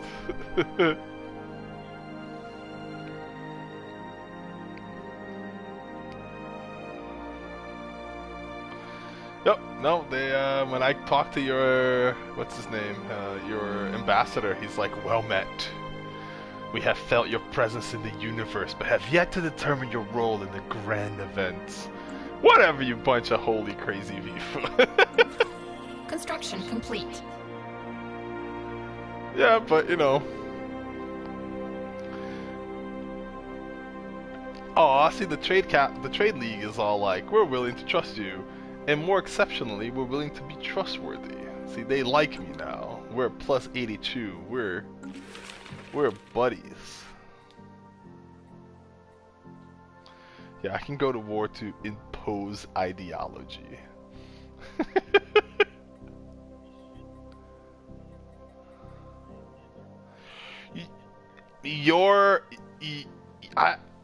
I think you have open war. I don't know if you have liberation wars or open wars. If you have open wars, you can't impose ideology, but you can do a war to humiliate somebody.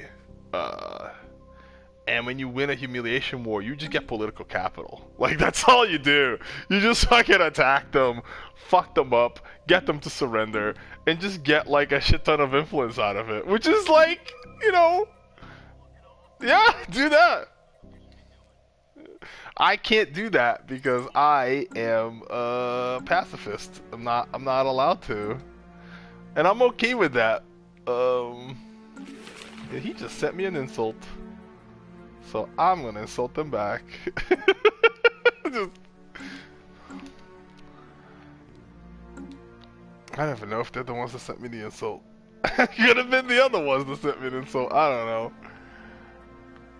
I see ships at Corinth.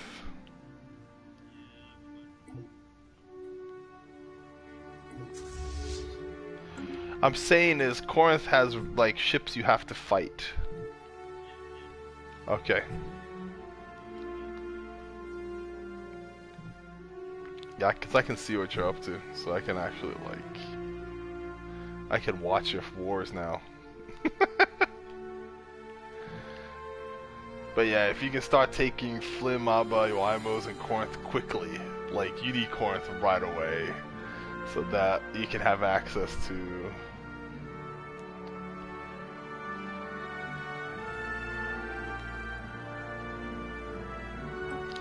The Anari Mercantile Guilds have declared the Bohavila Slayers to be their rival.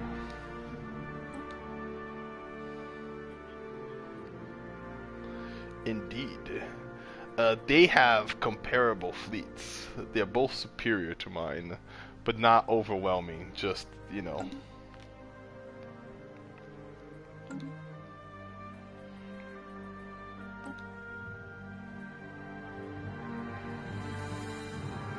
You can always back up.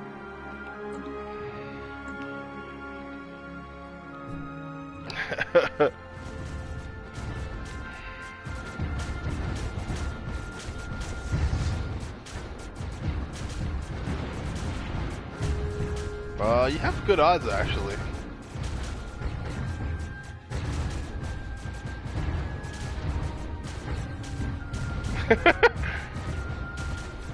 One of them is dead. Dead. There's only 3 left now.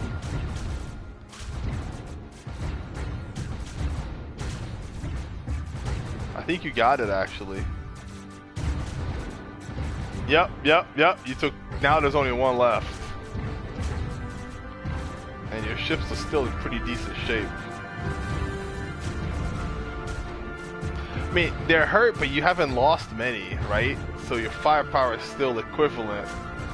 Whereas their firepower has severely diminished since there's only 1 left. And it's mostly just trying to run away now.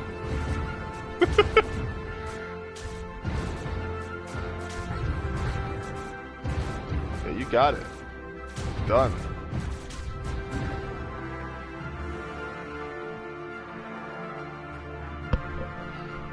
Just be quick about taking these places so that the Slayers don't take it, and then you have to fucking fight them in order to get Corinth.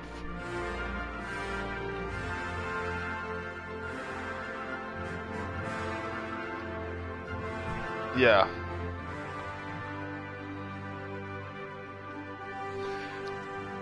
Yeah.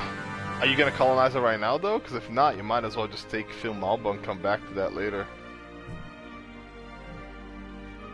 Because that also looks like a half planet, or maybe you live in a different kind of place that I live. That's a frozen planet. My people do not like the habitability on the frozen planet. My people are not happy with that. That's pretty good, yeah.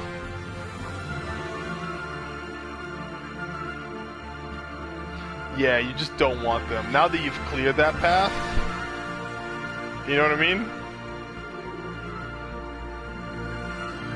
Oh, they've entered in a non-aggression pact with you and a commercial pact.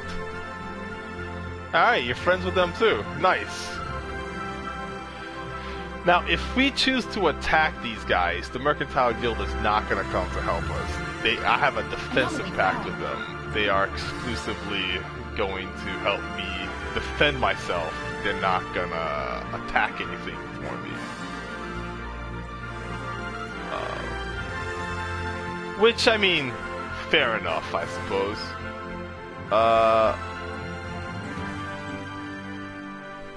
So it'll still just be me and you. But if you have good relations with them, they shouldn't close your borders ever, even when you pass ships through it.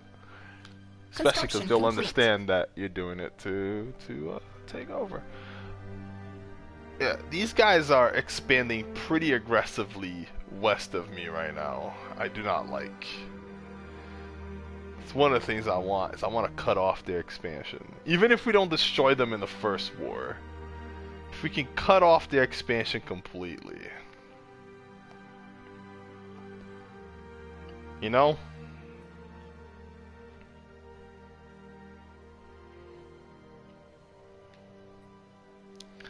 Well, let me know when you got access to fighting them, and then we can each declare a different reason for the war.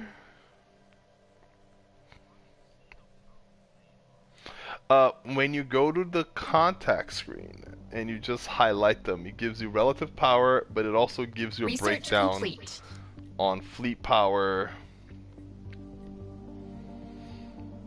economic power, technological power.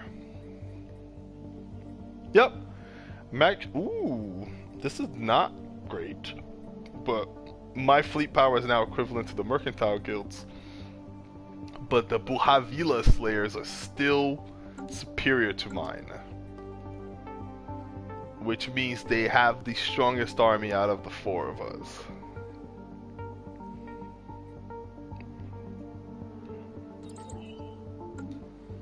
No, they're the ones we're gonna attack second. But it's just something to note. You know what I mean? Like,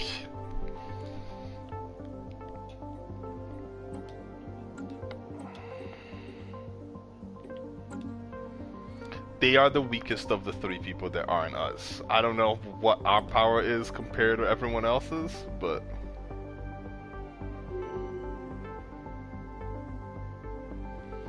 even though they are in first place right now. Construction complete.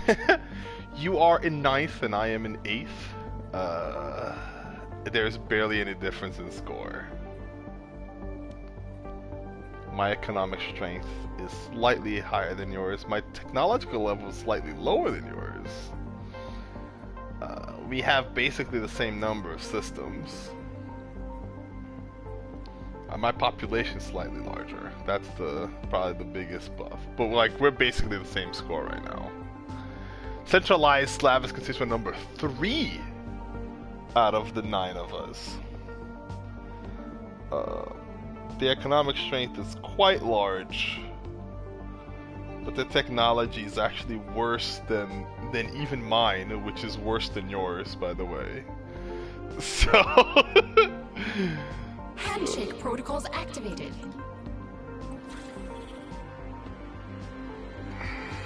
oh yeah, cool. The Mercantile Guild wants to know if they can migrate to my people, to my planet, my things. I said, yeah, dude.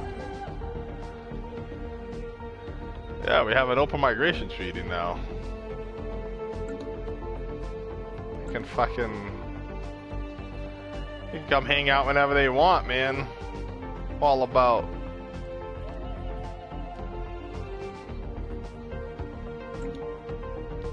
I'm all about the open borders life, you know? The wealth promotion party is about to get real mad at me.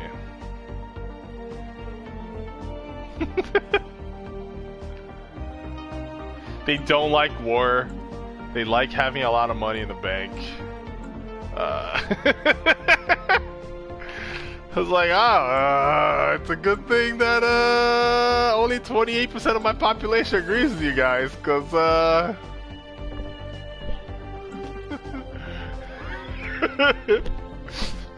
I'm about to piss them all off right now.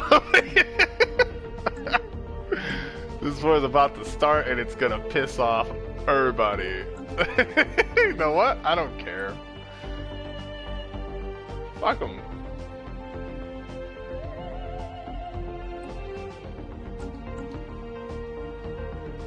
We have no idea. We're dealing with this problem right now.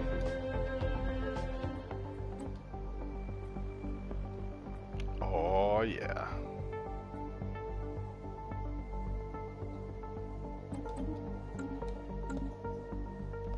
So you said you got your second ascension already? Or no? Okay, so you only finished one tradition, right?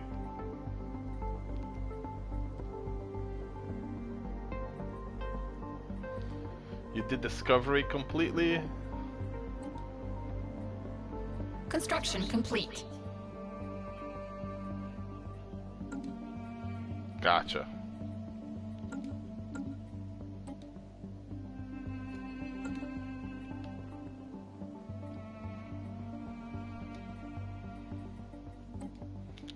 Yeah, Mercantile Guild likes me. We're plus 108 right now in friendship. Very friendly.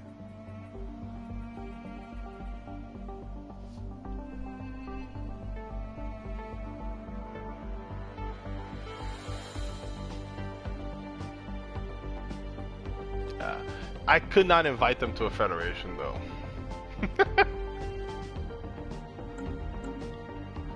Yeah, I find that when they offer to us, we don't we don't get a whole lot of Research negatives complete. if we let them offer it to us, you know. Yeah, right now I'm losing 1.31 influence per month on research agreements, commercial pact, and defensive pact. Most of it is the defensive pact. Which, I mean, I really wanted, because now it lets me be more, like, play it safe now. Like, I can just, not even play it safe, the opposite. I can just go nuts now. I curse these people out every day. Spit on their face. Like, you know, like, fucking come at me, bro.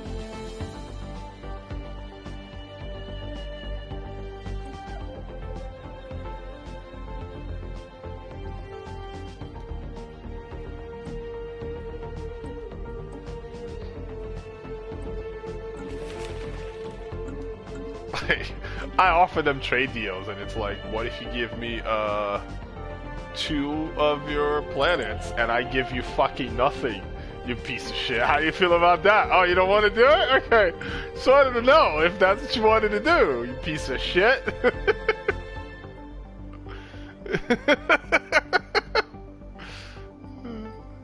I'm trying to, you know, piss them off as much as humanly possible. They're not biting. I mean, they're angry, but they're not, like, doing anything about it.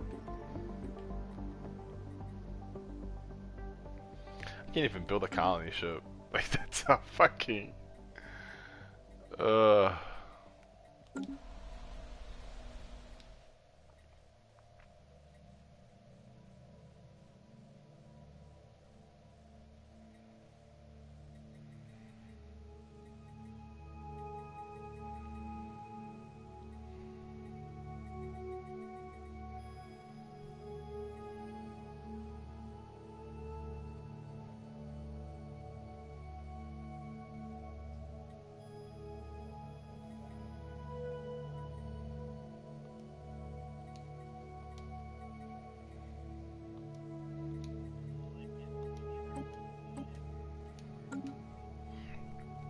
That 200 alloy is expensive as fuck to me.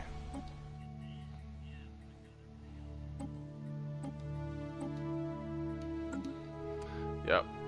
Problem is every Corvette's 100 alloy. Yeah, dude, Corvettes are actually cheap compared to some of the shit. Yeah.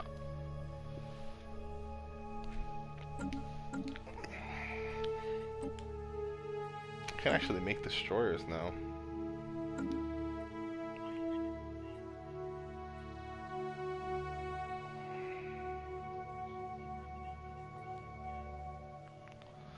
I have, no, I have the minerals and the, dark matter looking things.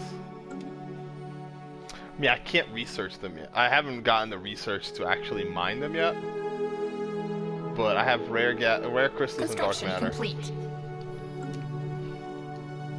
Do you need exotic gas for anything in particular, or?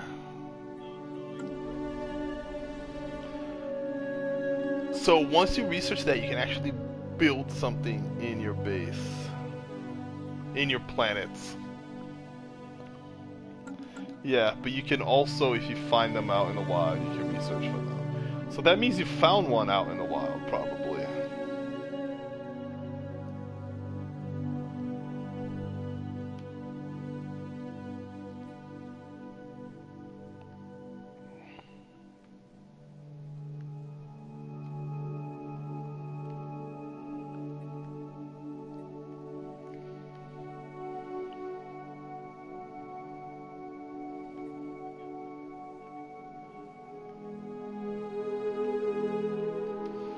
Oh, another ascension, or save it?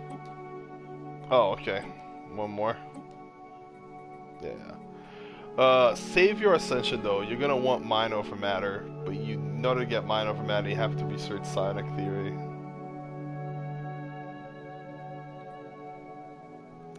And after mind over matter, you can research transcendence. Then after that, get whatever you want.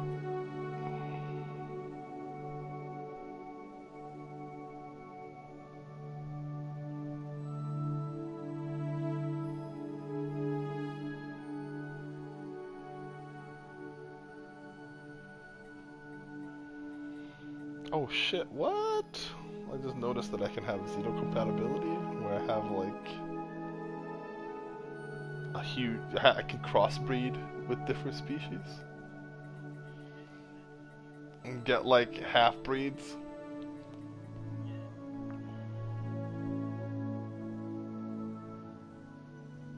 Ooh, there's new mega structures I haven't seen.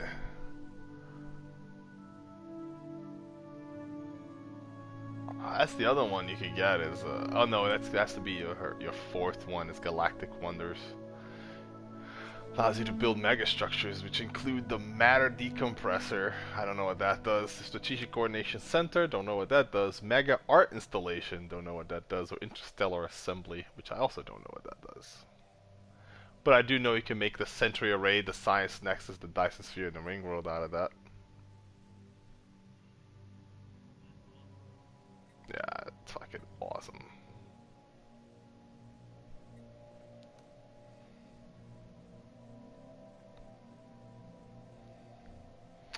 You know, I've heard good things about System survey Voidborn, complete. but it sucked on the last expansion. I don't know if he gets better with this one or not. That's kind of an issue. I want to try it though. Voidborn lets you build a habitat. It's basically like it's like a baby version of the Ring World. It lets you basically like build places to live in space. You don't have to colonize planets anymore. You can just build one of your own. It had a real huge housing problem before the latest update. Special project complete. But I've heard it's actually pretty good on PC, which means one of these updates fixes the housing issue. But I don't know which one, you know what I mean? Like, I just know that it's coming someday. So maybe it's here already, and maybe it's not. I don't know. Maybe I'll be Voidborn, and then I'll find out. You know what I mean? Like, maybe I'll just do it later and see if it got any better. Did someone just send me an info? No, they declared you his rival. They hadn't declared you their rival before. But now... I'm just gonna go ahead and curse them out a little bit. I'm gonna do that too. Fuck them.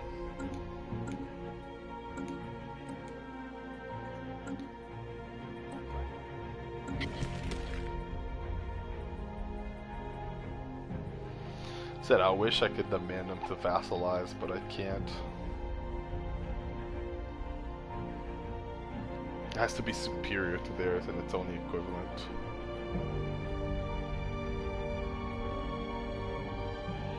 No, if we were a federation, it would actually affect our ability to like do things like that. But we are technically not even allies, right? Like we don't even have a defensive pact or a non-aggression pact with each other, because that's just a waste of influence when we can just like not attack each other. Like we can just do that. Like I don't need to sign a piece of paper that says we won't. Like we can just not. And it's just way easier. So, dude, everyone's in Corinth right now. I don't know if you've noticed. Anomaly found. I didn't think about that. The mercantile people might actually be trying to take over Corinth as well. Which would not be the worst situation ever, but I think it's better if you have it. I don't know, actually.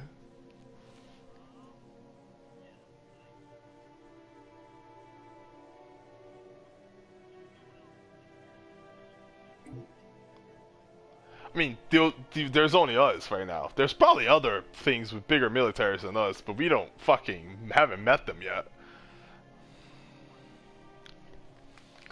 Yeah. Yeah, Corinth is either gonna be you or I think you should I would actually like it better if the mercantile took it, but we cannot depend on them to take it before the Buhavila, so I think you should take it. You know what I mean? I think they would be better because it would give them an easier access to help us attack Buhavila if they ever attacked you. right? But big but, if Buhavilla has it, you have no way to come help me fight these guys down here at all. So they cannot have it, and if you have it, they still can get to Buhavilla. They just have to go through your lands, which is not like you care that much. So yeah. No, you build it at Wymos. Because if you build it at Corinth, they can still attack you through Wymos and get all the way inside your base. If Buhavilla attacks us and attacks you and takes over Corinth, you don't actually care that much. Like, on a temporary level, you're gonna take that back, you know what I mean? So if you temporarily lose... Oh, cool. If you temporarily lose Corinth, that's not a big deal, as long as it's yours overall. If they take it in the middle of a war, you don't care. There's no big loss there. It's just whatever. If they permanently take it, though, then you have to go to war to take it from them, and that's a whole fucking process.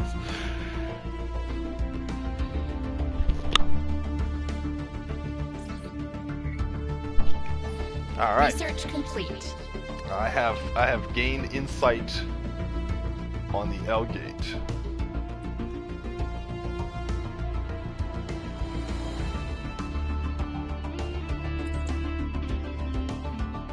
That's one. I think you just paused. Can I unpause it? I might have done it. The game might have done it automatically because of the L cluster thing, but whatever.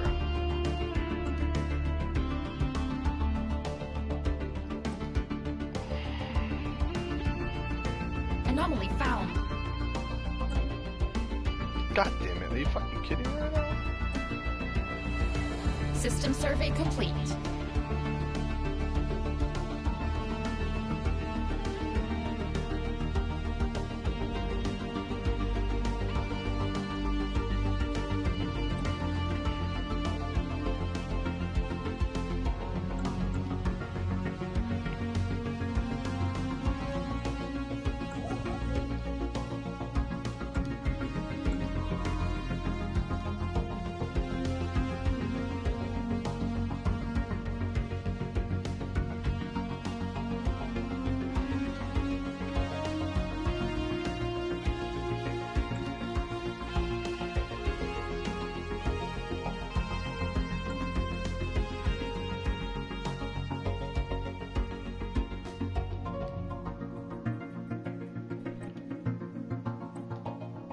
Okay, my fleet is finally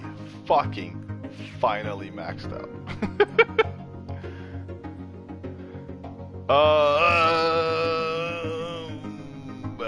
Those assholes are still superior to mine.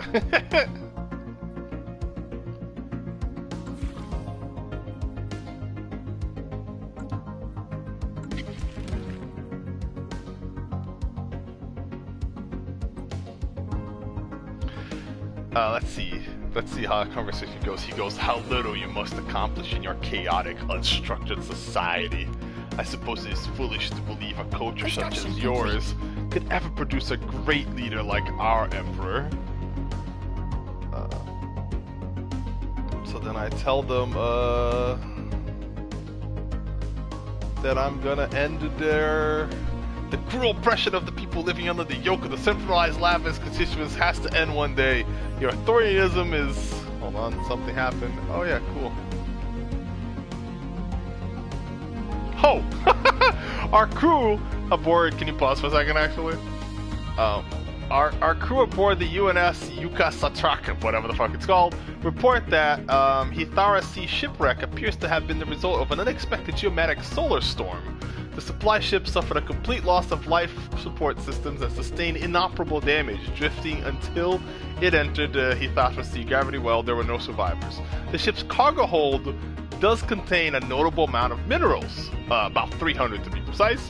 However, the captain of the UNS Malak cautions that the construction indicates lava in design, it is highly likely the minerals belong to the centralized lava's constituents, and they may be displeased should we claim their shipment. I'm taking that fucking shipment right now. Let's go. And I'm sending them an insult right afterwards. Yeah, fuck you. That's how I feel about it. Alright, I'm moving time again. Okay. I stole their minerals and cursed them out.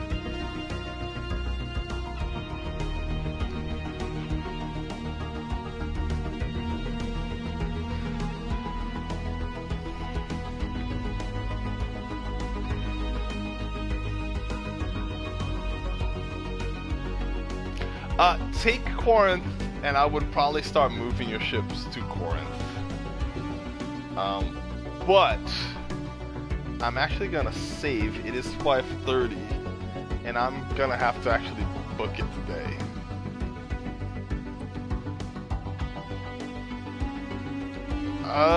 Tomorrow I'm gonna work. After that, I actually work for the rest of the week, but then tomorrow morning I'm also gonna be busy. The rest of the week, anytime before work, we can hang out. But I work usually about like an hour or two earlier than right now, so we'd have to start a little earlier than like noon. Yeah.